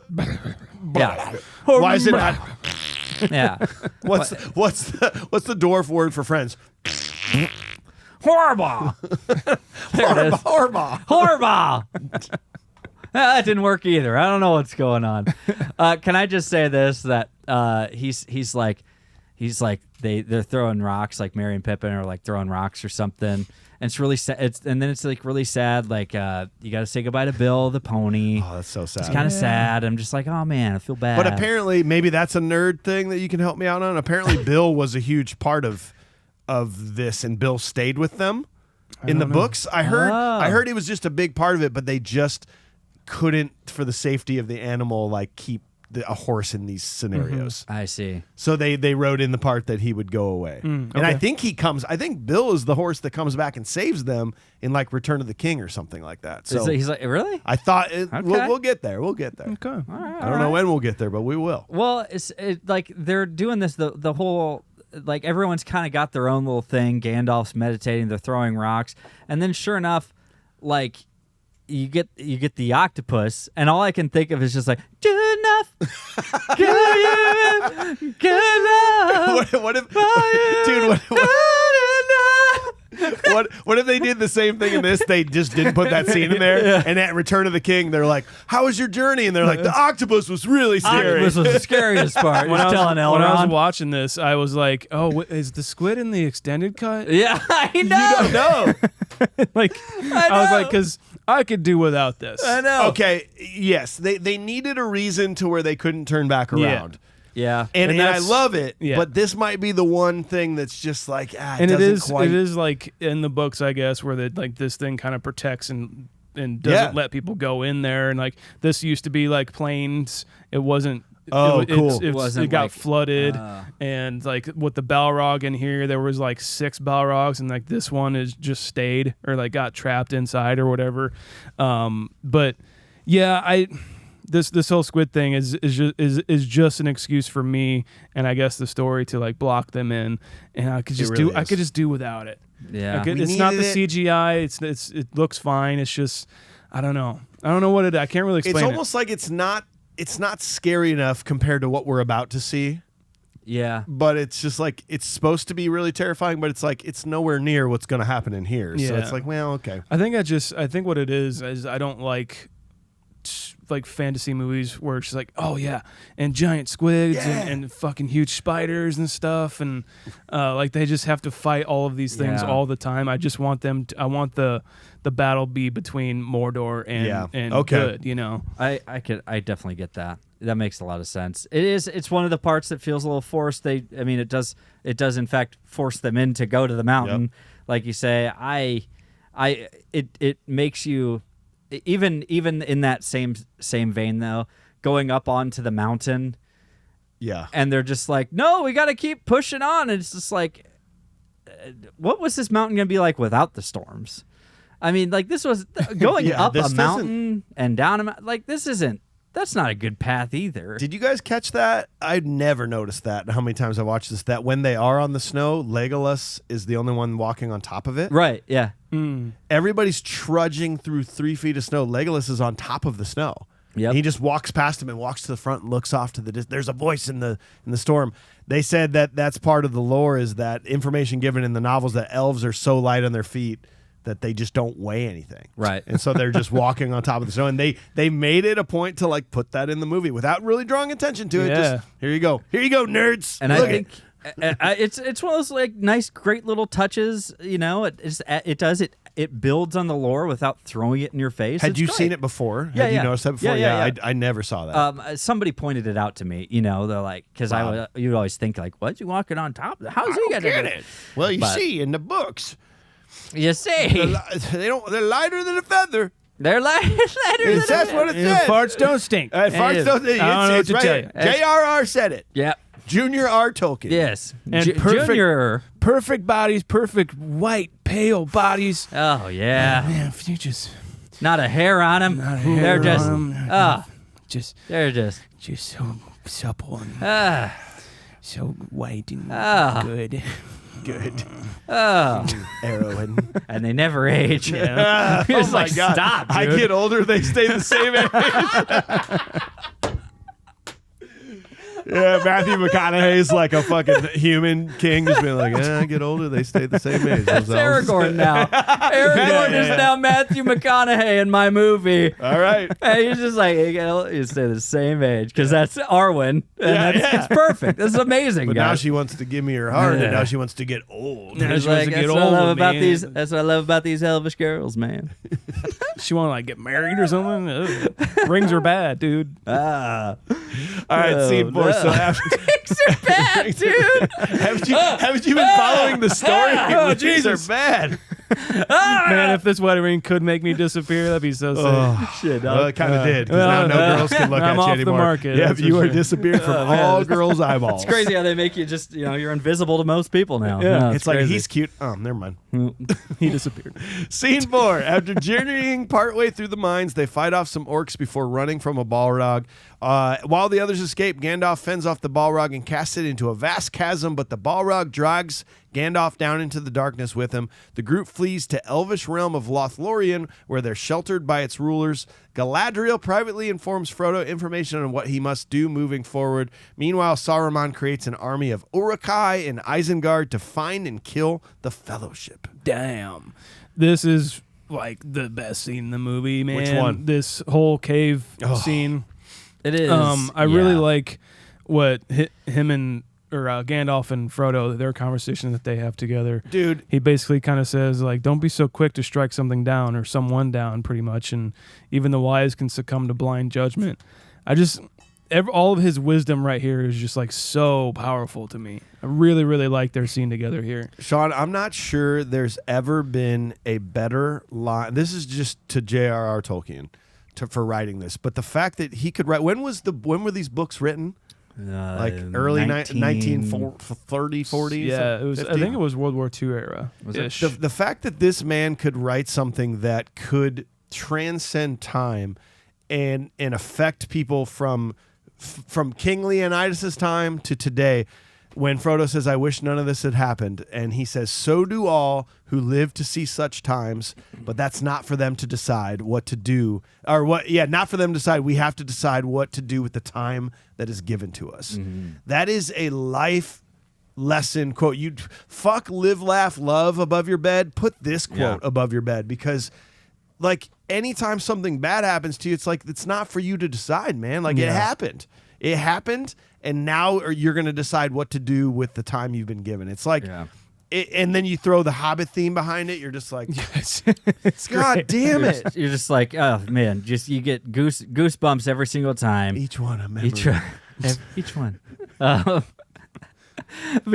People really love that, and they also love the hat apparently too. Oh man, So- they A kept lot saying, of where do I people get got- the hat? And I'm like, which one? Sean's or mine? And then I saw years ago, oh, that's the hat. A lot of Okay. people got the New Girl reference, and I appreciate that. I love that. Yeah, it's like, and I love that people can actually say it's like, no, I'm just quoting something I love, not trying to rip it off. Like it's great. Like That's not his joke. yeah, he did.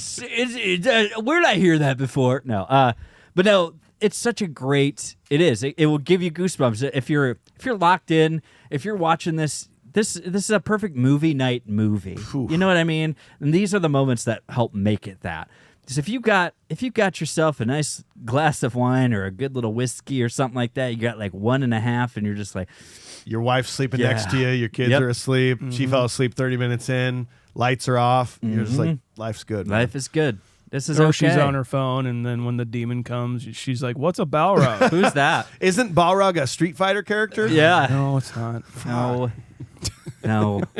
I mean, yes. Is this no. the eye? Is the eye coming? It's like how do you know that but not this? Yes, it's a. What's a Balrog? What?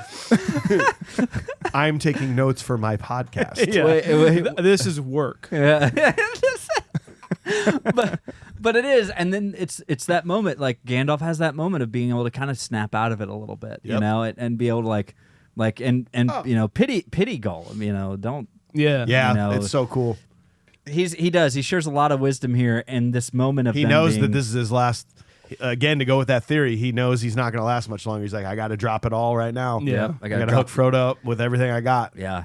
It's pretty great in the moment. It's, God, I just love the way he just rips into Pippin all the time. Is this Fool of a took? Is this a comic book scene? Like, is this a Looney Tunes scene? Oh, dude. When that thing falls It's and it so just good. goes forever. It's so good. And they never change. They're just showing his face going, It's a Billy very- Boyd just earned this spot in this movie. Oh my God, Right yeah. then and there, 100%. It's a very creepy, very cool, and very funny way to set this up. Yeah. Because he's reading like the journal pretty much of their last moments. They are coming. Where you can see like the scribble of What's like this? I had to fucking go. Yeah, and then the skeleton thing it's like it sets it up so well where it is tension, but it's also kind of breaking with the comedy of what Pippin does. But then you start hearing them, and you start seeing the fire. You're just like, fuck. I don't know. It's such a perfect and only Peter Jackson way that could have been done. and keep in mind, that was his adaptation of the story. In the story, someone threw a rock down the well, and then they didn't know that they disturbed anything, and they kept going, and gradually the orcs started stirring and assembling. So it didn't happen like this in the book, from what I understand. But the fact that he adapted that, brilliant. Yeah. That he just went, no, we're just going to wake them all up right now. Yeah. From this thing right here. Again, why drag it out? Just for, do for, it. For movie and cinema's sake.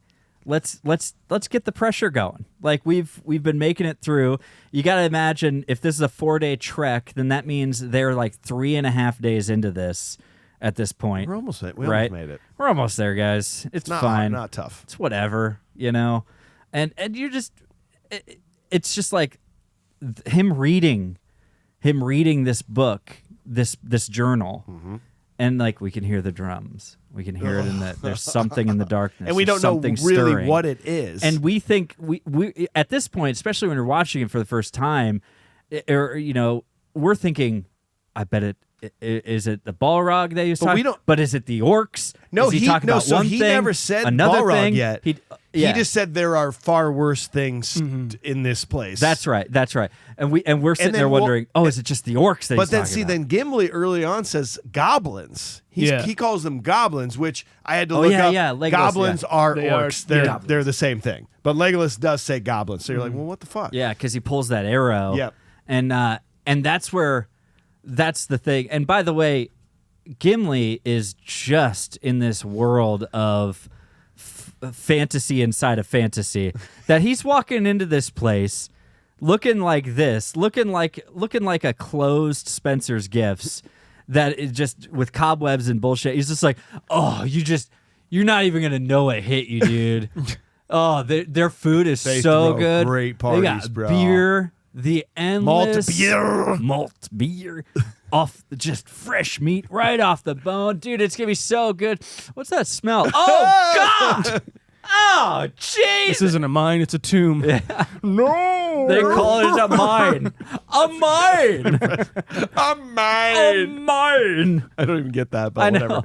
It's just Did you know John Rhys Davis was the tallest of all the actors? Yeah, it's great. Yet great. he's the shortest, which again is just a masterpiece on how they figured out how to do it. I still don't know how. I don't get it. But I love the parts of they when you see Gimli in a lot of like far away shots or like further shots, he does look smaller. Yeah. But then when you see him like next to the hobbits, I love that he's still able to bring like such a difference in sizing and like you can see he's just a big brick of muscle next to them.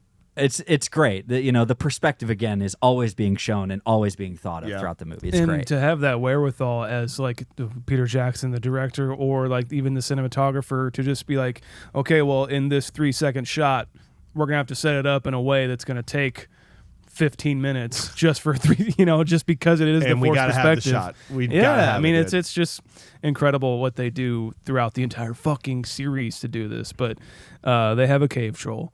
This whole battle is so fucking awesome, and I love that. I say it all the time in movies, but like once they break through the door, that there's no music. Sean, it's just thank battle. you. You know, it just immerses you so much more into it, in my opinion. It doesn't make you, like we always say too, doesn't make you feel what it's trying to make you feel. It's just battle. You know, I never used to realize these things, but now that we've done this show, I've heard you talk about it a lot of times. That struck to me so hard in this rewatch when he came in. And it was just nothing but just unbelievable. And eventually, music does come in. But my God, what a choice! It really changes the way you feel about it. And it's just like the sound design stands so tall in this scene too, especially even before with the skeleton falling down the well. Just like all that Foley stuff, they show a little bit of that in the making of. They're just like in these huge tunnels and stairways, just doing that. I'm like, God, that'd be so much fucking fun. But yeah, it really emphasizes the sound design, especially with the sound of. The cave troll and everything. You can hide it with music if it's bad. Yeah, well, you can. There's no music, man. But also, it's leading up though. It's the drums. Yeah. Dun dun dun dun dun dun dun. But and then it's it getting stops. worse. And like and then there's a hard stop. I believe I'm pretty positive there's a hard stop. Isn't there? Like that's And I think that's then when they get out from the cave troll and they're running. And that's when it's like the music, and then the music stops when they fully surround them. Yeah. And the classic Jackson can't help himself, even though this is a PG-13. We do get a 3-second shot of an orc getting his head cut off and blood spraying out, and I never noticed that. And I'm like, yes. There he is, dead alive, Peter Jackson, man. Yes. Fucking love it. I think we finally get a little bit more about, all of these warriors are just great warriors. You know what I mean? Even Boromir, who they like. I know it's a book that's written everything. Boromir could have been a character that needed some saving himself, leading into this. He is far from that. I'm the son of Gondor, bro. I got it. There you go. Thanks. Get it right, Mike. Gondola. Zio Jono. Is that the sandwich? Yeah. Okay. Can we get one of those? Dude. Hey, after this is really over, good. I'm hungry. Can we get 6 gondolas? Okay. Gondors? It's the horn of gondolas. Hey, Zio Jonos, that is trademarked. You can have that, but we need a sponsorship. But we get gondolas, okay? No, I just love it. They all really hold their own, and like it just if that pride of I'm always kind of infatuated with the character of Boromir because it's just he's always this kind of stuff is what brings out his like best side, and it is just fighting for the person next to you, that kind of a thing. Yeah, and one little thing. There's character development in here. That's what I love about it. Sorry. Yeah, definitely. And on top of that, I do think that we get to know like these different sort of races and these different sort of beings, I guess, that we get to know throughout the story. And this fellowship has an elf, it has a dwarf, it has hobbits, it has just a human and a wizard. We get to know like kind of the lore of all of them, especially like Gimli here too, of like, his people were here, that kind of thing. And we get to know the elves through Legolas a little bit, but we get to see them a lot more when we go to Rivendell and everything, right. Obviously. But that's all in the books. That's pages and pages and pages. And I love because in movie form and adapting a book, you have to get you can't just have someone reading the story. Exactly. Yeah, and so you have to learn throughout the story, and I love that. I think it's so well done in that aspect because I think that's probably pretty fucking hard to do, but it's the only way to do it. It is. It's because and like you say, you have to pay attention. I feel like this is a movie that because it's a movie that is so great, but you have to pay attention to it. You have to be invested for the amount of time so you can catch these types of things. You have to, and giving us that the pages and the pages and the pages. It's like editing. It's like editing down from your first cut of the movie to have to get it down to 2.5 hours, almost 3 hours. I can't imagine how long this movie was. The first cut of it. Just this one movie. 4.5 to 5 hours, probably. Yeah, Like, I think it was. Think the director. And that was brought down from a book. And the extended cut is already, what, was 4 hours? Yeah. It's I like believe another hour. Extended cut's 4 hours. That means this movie had to have been 7 hours or something. Because that's usually how it ends up going. It's these movies. A movie is usually half, bare minimum half to slightly less than half of what an original cut will be. Yep. In the end, and that means this thing had to have been 7 hours of stuff that they had to cut through. You know, of final stuff they had to cut through. It's crazy. Yeah, and like leave out all of the sequel stuff too, and Yeah. like, have separate that footage out. And just like, what a fucking nightmare. Oh my god.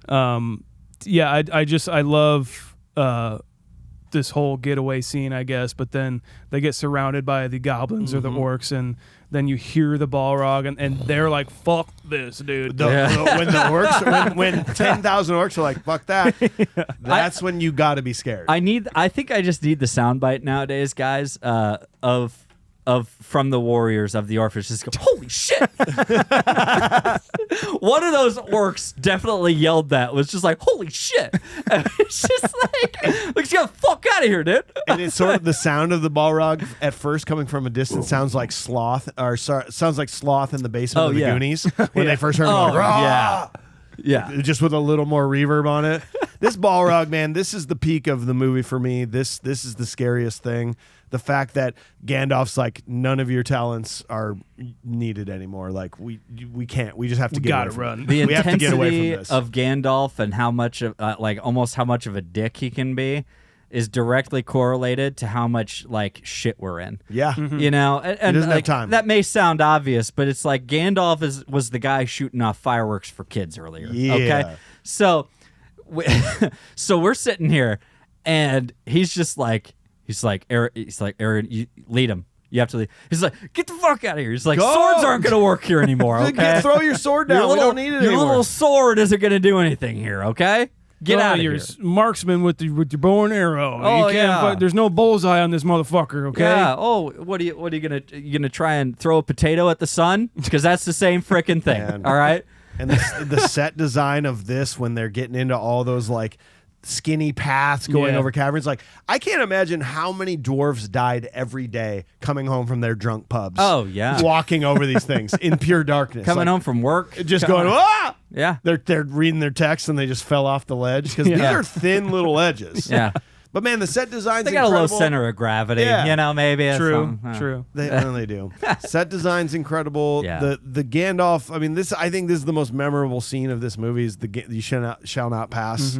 Fuck, man. It's that and it leading up to this, the stairs. The stair, the stair is- bow. They didn't even need to do that, but they did. They and you're didn't. fine. What upset me though is like they see the bridge that they're trying to get to, but then they go all the I way know. down these It friggin' doesn't even make stairs. sense. And I'm like, wait a second.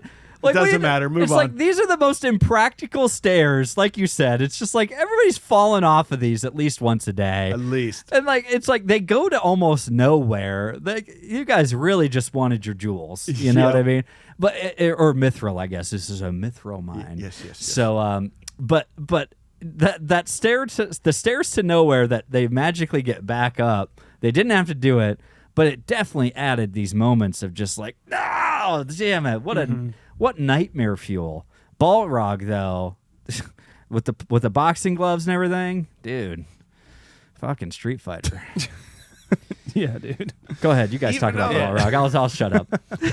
No, I mean it's like this is a very, very sad scene. Yeah. And Especially because you're watching it for the first time. You're like, he did it. yeah. And it's Gandalf. Like, how is No. Gandalf gonna go like out? I don't understand why our like central guy who we're learning from and like knows everything about everywhere is gone now, you know. And then that music comes in with the fucking opera choir or whatever, but it's really effective. It's still effective. It's that release into nothing. Yeah. You know? Fly, you fools. And he just gives up. I've always been like, dude, let him help you. Yeah. Like, you look like you got a grip. Like, hey, we'll be there in half a second to pull you up. And Like- oh, hey man, I got you. Is it? Oh, he just let go. Aragorn is like, oh no, it's gonna, dude, that thing's gonna fall. And then Legolas is just like, ba-doop, ba-doop, ba-doop, ba-doop. And all he's got to do is fleet feet himself out there and lift him up. Yep, whatever. Super simple, bro. Even I think this is Frodo's best act, or Elijah Wood's best acting when they like, for God's sakes, give him a minute. He turns around, Frodo's looking in the distance and he's crying. It's like, geez, man. well, even I love the leadership of Aragorn here too. Of just being like, okay, like let's get him up. Like we gotta go. We gotta go. Like we gotta get going. One, but like if the act of doing something is gonna make us put this in the back of our mind for now because we gotta get shit done right here. You know, And I Boromir's really like, no, give him. He's like, no. Yeah. It shows that this is that moment that it shows that really hard contrast between, if we didn't have it already, between Aragorn and Boromir in the movie, because like, you know, we were always kind of questioning Boromir, but he has this pity for them losing Gandalf, and he's very much driven by the emotion of it, whereas Aragorn is like, this is the reality.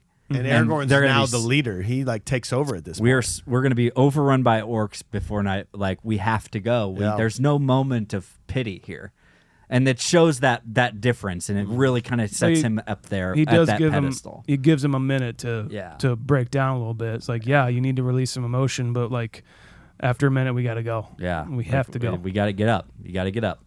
Yeah, and I mean, just to end the scene, they go to Lothlorien then, and this is where they meet Galadriel. Yeah. Who Cate Blanchett. Oh man, she's so great. I love that they chose her to play this role. Mm-hmm.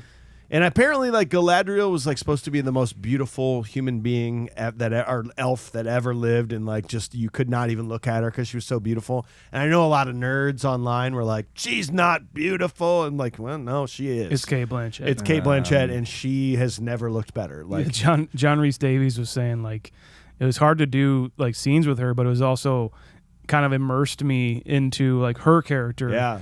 And like made me react as my character off of her because she is very beautiful. She's like a stunning woman, he said. And yes, was like taken off guard a little bit. Yeah, and if there was one place kind of in this movie, I mean, there's several, but like, I think that there was some context and things actually left out in the, you know, theatrical cut of this movie, and from these scenes in this Elvish.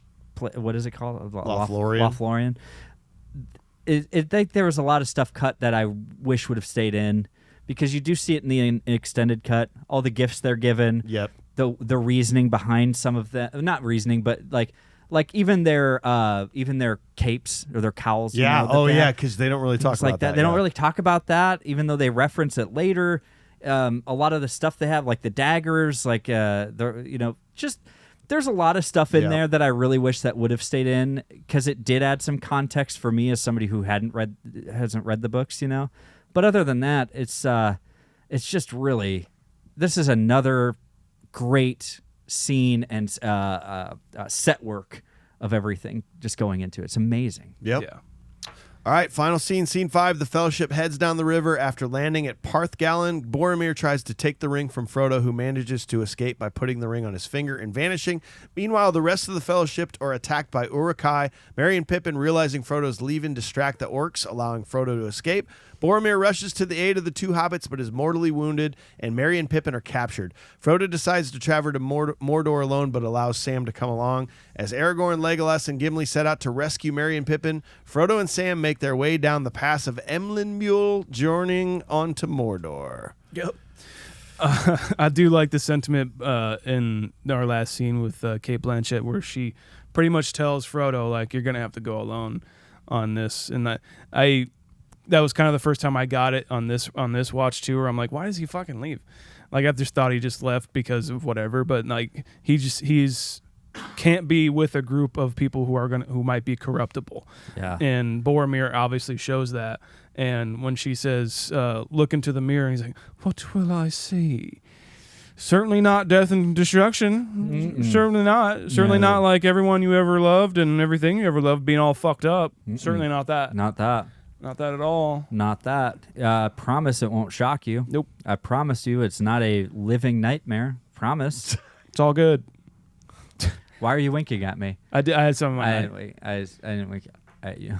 I had some in my eye. Some in my eye. But like, and that's the kind of stuff. It's like, it's what's interesting is like they kind of come to the conclusion together almost, and even Frodo says, "I know what I must do. I just don't know if I can do it or how to do it." You know, and yeah, it's this conclusion, like that is kind of where it comes from. Like you're going to have to get away from most of them, if not all of them. Okay, sounds good. Let's do it. There's a really other cool fan theory about why Boromir decided to take. I mean, the ring's been around all these guys, but Boromir seems to be the one that really like just can't get over it and is trying to take it. Like, why didn't Aragorn take it? I mean, is he just that better of a guy? But he's had Elfas. Okay, that's true. I think he we doesn't need know a why. ring. Yeah, He's man. man. Yeah, But dude. there's people that think that Boromir was actually just a normal guy, but when he was back in Rivendell and he was handling the shards of that sword, he cuts himself. And what if like he picked up some of Saruman's like blood and like life being that was on that sword that cut Saruman or Sauron? That he was now infected with like Sauron's will inside of him, sort of, to like slowly start spreading through his body to turn him into something that could work for Sauron. So that's kind of like, since he's technically never really touched it up, other than like, you know, maybe that's what's gotten to him, is something else that was like part of Saruman technically, Sauron. Yeah. Like he wouldn't have That sword tried to touched take Sauron. Yeah. The blade did. Yep. So that's why. That's the interesting. exact part that cut him. That now his blood is on that. Now it's in him that's through his interesting. blood because he cut himself and never. It's kind of a I fun like thought. that. Yeah. I think it's a great. Yeah. Yeah. He's just kind of being spoken to with like through his blood, pretty Yeah. much. Yeah. Yeah. One fascinating thing that I did find out from my friend Dustin, that Aragorn has what's the sword called? Isildur's sword. Yeah. Who is that? That's his. He's the true heir, His or whatever. heir, yeah. He has it throughout the movie. Like when you first see Aragorn in the book, he has it, and that's what he fights with. Like especially the ring race and everything, and eventually gets it smelted more into like the full sword or whatever. I was like, oh, I never really realized it. Like, yeah, that kind of makes sense though that he has it. Like, I guess it's his. Is Isildur his father? No, like Isildur is like it's great. Yeah, there's great, that- great. yeah. because that was like 500 years or something, Yeah. or No, that was- 2,500 years. Yeah. 3,060 3,060 years passed. So yeah, great. Yeah, but you're saying that he in the book he already had it. Yeah. to some degree. Yeah, it was like his sword that he was wielding most of the time. And yeah. in this one, he just has like kind of a normal sword, like from being a ranger or Yeah. whatnot. Interesting, and like, you know, this is. I think that this was such a great way. I didn't think it at the time. That's for dang sure, because I just wanted more and more and more. But the way that this starts to like, you can kind of start to feel the end of the movie, and you're just like, damn it, it's coming. But then at the same time, you're like, what's going to happen? And this is kind of what it is. And, you know, Boromir trying to take it. And again, it's like that corruptness. The sound design here, even when he's like pissed off after Frodo puts the ring on, and the music and the noise doesn't stop until he trips. And then it goes like it's a hard stop It's on the almost sound. like he brought himself back. Kind of like they talk like there's always that string or something when the Joker's on screen. Yeah. It's like whenever there's the ring's presence is present, this is always on, and it's just like, and then he trips and he falls out of it, and he's like, oh no, what did I do? Yeah, he's just It's- always being whispered to. Yeah.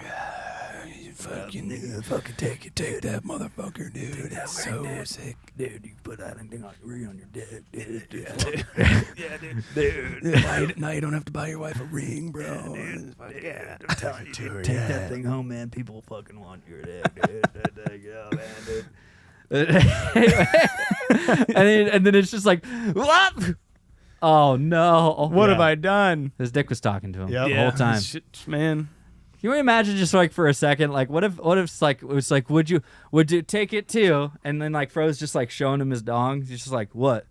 You gonna take it or something? Just like put that thing away. I Take don't it want to off. see that. I don't want to see that dick. Nope. I like that scene though between him and Aragorn. Yeah. Frodo and Aragorn, where he says, "I would have gone all the way with you, you know, but I understand what you have to do, basically. Yep. And I'll do what I can here to help you on your way." Everybody kind of helps him, like at this point, without knowing. Like Merry and Pippin Yeah. sort of realize what he's doing and help him, and then you've got Aragorn, obviously, Legolas, Gimli, all fighting. Boromir finally goes, "Fine, nope, I'll help at this point too." Yeah. You know, so yeah.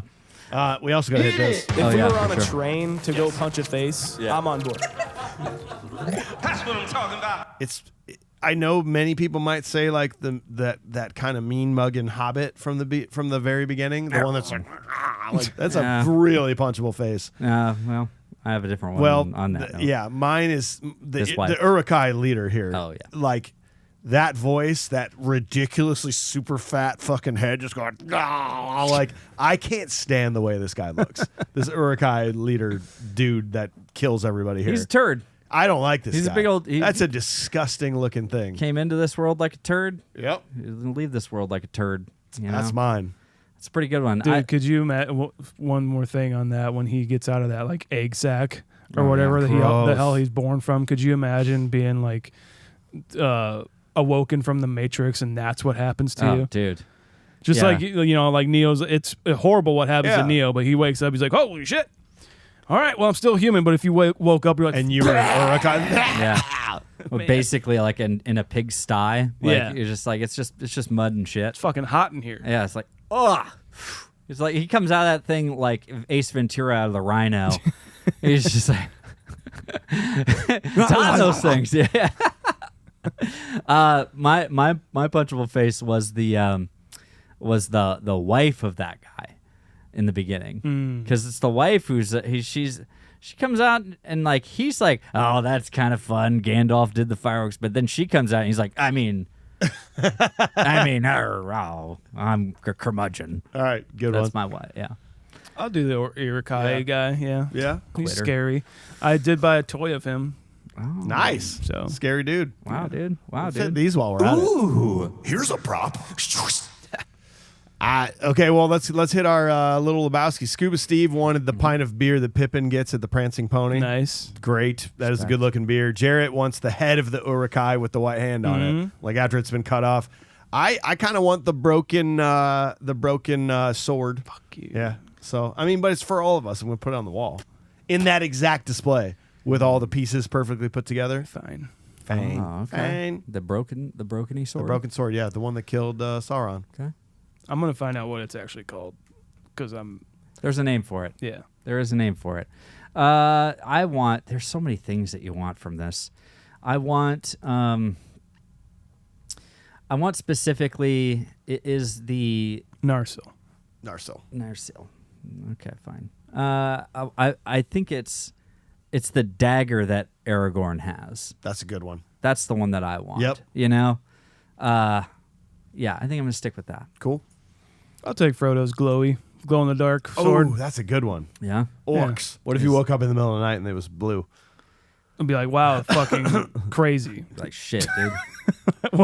What? I'd be like shit. What? What would you do if it started just to be like, go well, blue? I'd be like, well, well- obviously it means one thing. Yeah. Orcs. Yeah, it doesn't. Yeah. Doesn't mean like KFC's open. No, it's Taco Bell Live Moss is not happening tonight No. because your sword is glowing blue. Yeah. Well, Leave light on for Boromir's death is just crazy. The fucking size of those arrows has always just made me I like, know. oh, Yeah. like terrifying way to die. But he redeemed himself. He gives that speech of my captain, my king. It's very effective. It still works. Then you did what I could not. Yeah. You know. You did what I could not. Yeah. And they send him over the waterfall, and it's like, there's the end of Boromir, man. Yep. And Aragorn's fight with the leader, the Uruk-hai leader, is so fucking sick. God damn, it's awesome. Cuts his arm off and stabs him. He's just like dragging the Drags sword it in. further into him, like, you motherfucker, I don't give a shit. And he just cuts his head off. God damn, it's fucking cool, man. Head comes off like that when he throws that shield. He's got it at the tree and everything. Yeah. I'm just like, man, there's a lot of great little moments in this whole fight scene just between the two of them. It's such a great ending to this. And it's especially the way it starts though too is Aragorn noticing the sword glowing, then he turns around and the army's like right there, and you're just like, well, shit. Can we put like an alarm on that sword, dude? Yeah. Like Yeah, let you us can't know. see it if it's in the sheath. Yeah. Hey, dude, will you turn the notifications on? All right, you got it on Turn your silent. ringer on. You got it on and, vibrate right now, Yeah, dude. he only got it on vibrate. Yeah. And I mean, at the end, everybody. I love that they all go there with fellowships broken, but they all still have their roles to play. Yeah. They're gonna go rescue Perry and or Merry and Pippin, not knowing what their fate's gonna be, but they're like, we're gonna go for it. And fucking Sam, just it's like I've been on a boat before where you've like been with your family and you take a boat out, but like your dog just is chasing you and then gets in the water and starts swimming towards you, and you're like, this dog's gonna go until it drowns. Yeah. Sam was just gonna go until he drowns. He's just a fucking dumbass dog. Like, he basically making Frodo. He's got all this shit to worry about already, and then Frodo's now he's got to worry about turning around and like trying to get Sam out. What if Sam had died there? Now Frodo's got to deal with Gandalf and Sam died. Yep. Fuck Sam. Well, Goddamn. it is. It's Sam's pretty selfish, man. He is. Look, Sam, that's selfish. All right. Oh, I don't want to be left with these guys. I wanted to come with you. And then it's just like what if Frodo was just like, no, you can't. Sam. And just never looks back. And then it's just... That would have been a cool ending. It would have been a hell of an... It wouldn't have been a cool ending, Mike. That's not the word I would choose. It would have been an ending to Sam. Well, speaking of the ending, I think that it's really good, and he's like, Sam, I'm glad you're here with me. I think it's a great ending to a complete film, but also being a really great setup for the sequel, because it leaves you wanting more. It leaves you like the end of the cliffhanger of a final season or something. Yeah. You know what I mean? I mean, how do you not automatically just put on Two Towers after this? I wanted It's to. very, very difficult not to. It's very, very hard not to complete this story. It happened several times for me. Like I was watching this, sometimes you just have the movie on, right? And like you're trying to watch the bits and pieces that you need to.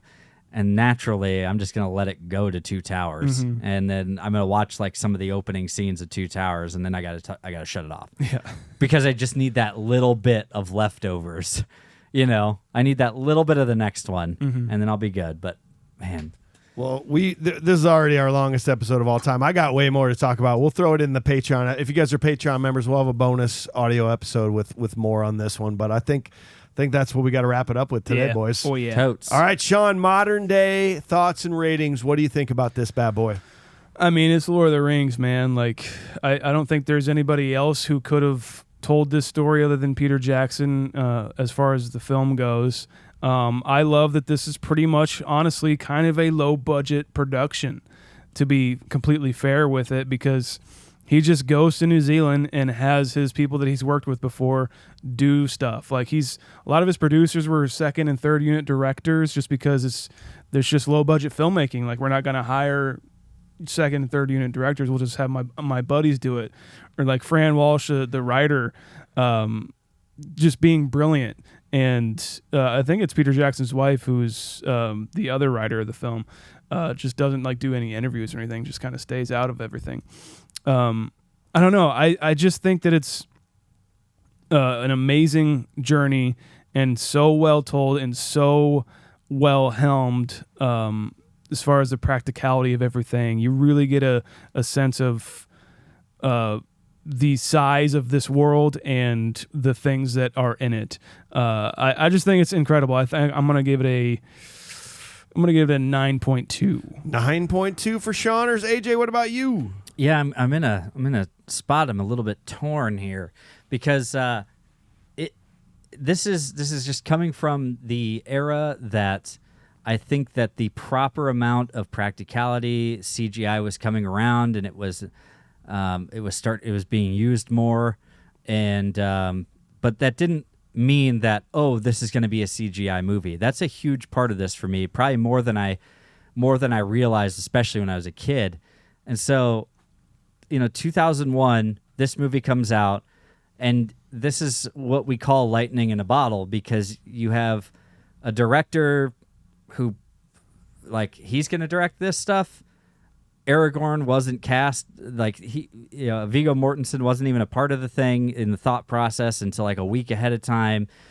You have people who knew the original author. You have there's just so much that goes into it. Casting that you've got this lightning in a bottle kind of captured, and then they did it 3 times, so I really think that this kind of falls into almost its own category.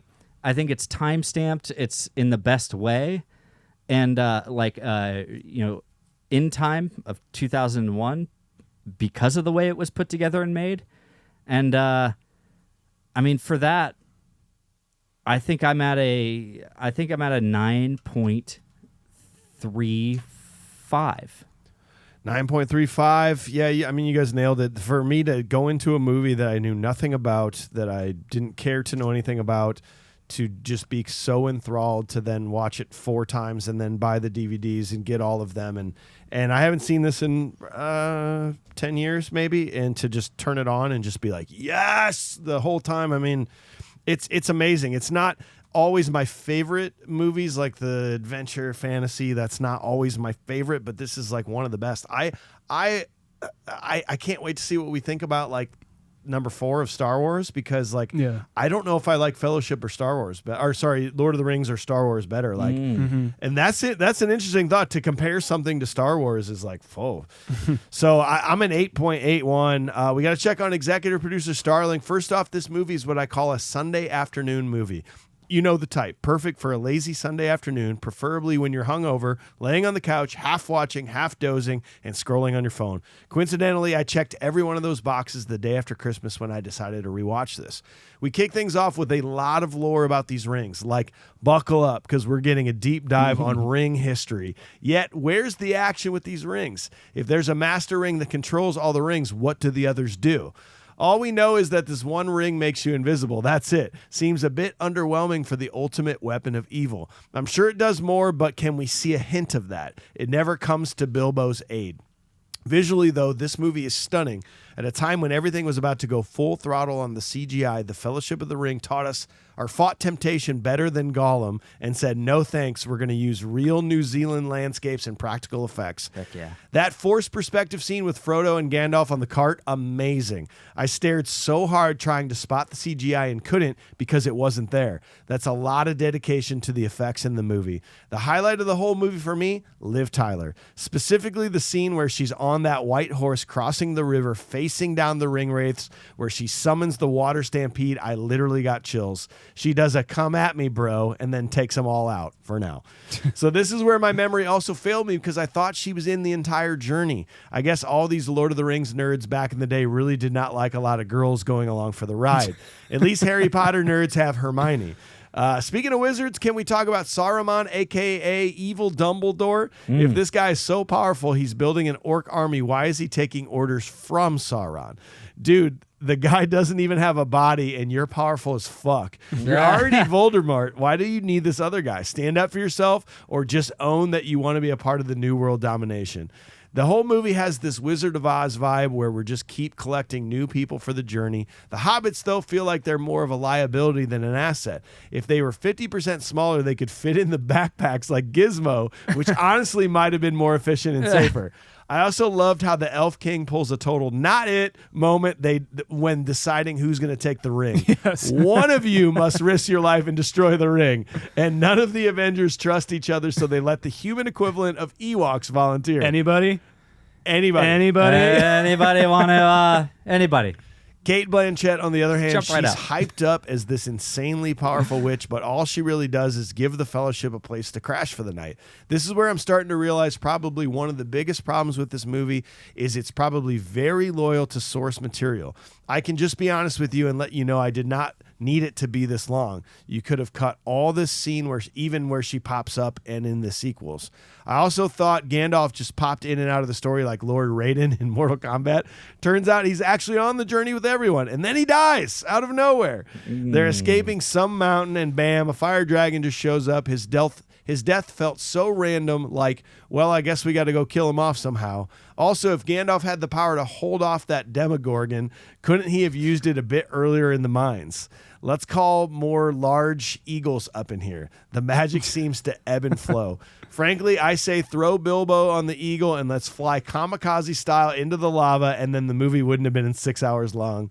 In my conclusion, The Fellowship of the Ring is a beautiful movie that makes you appreciate the craft of filmmaking. I do think this is a great movie, but if you watch this 20 times like I do Harry Potter, are you going to pick up more than you did after the second viewing? I don't think so. I'll respectively give it a 7.5, but no more rewatches needed for me. So as a group, we are an 8.72 on Fellowship of the Ring, which is going to take us as a modern day rating to All Alone in the 17th spot. That is just below Shaun of the Dead, just above Alien. Oh. Is how we feel about this. Wow. Okay. Wowzers, yes. So that's where it's going to land, my friends. We hope you enjoyed the episode. Tune in next week. We're going Lord of the Rings Part 2, otherwise known as A Knight's Tale. Yes. And we're following that up with Heat.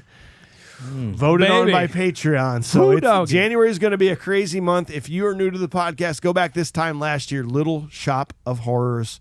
That was a very fun one. Very pleasant surprise. Very pleasant surprise one. on that one. Yeah. Rick Moranis. Guys, January is warming up, so if you're caught in slush season like we're about to be, you can listen to the show and hang out with us on YouTube. Join us in the studio. Leave us a comment there. Hang out with us there. Leave us a 5-star review on your platform of choice for your podcast. And check us out on the social medias, guys. It's at Confused Breakfast. Just search for Confused Breakfast, and you'll find us. Yep. Thanks for sticking around with us. Appreciate you. We didn't quite make it to Jackson length of 3 hours, but we're almost there. Let's extend it out a little bit further, shall we? You can go to our website to see the merch that we have. You can see some shirts. You can see some buttons. You can see some hats. But you're going to want those brand new shirts. So take a look at those. See our website as well, confusedbreakfast.com, to see the ratings of the movies that we have covered on this show. You can see Mike's ratings. You can see AJ's ratings. And you can see my ratings of the movies that we have covered and our ratings combined as a show overall. Goodbye. I love you. We got Brian on the controls for Upload Media Group, our producers here in Cedar Rapids, Iowa. Learn more at uploadmediagroup.com and check out our network, cloud10.fm. That's it for us. Good stuff. Doses. Gryffindor.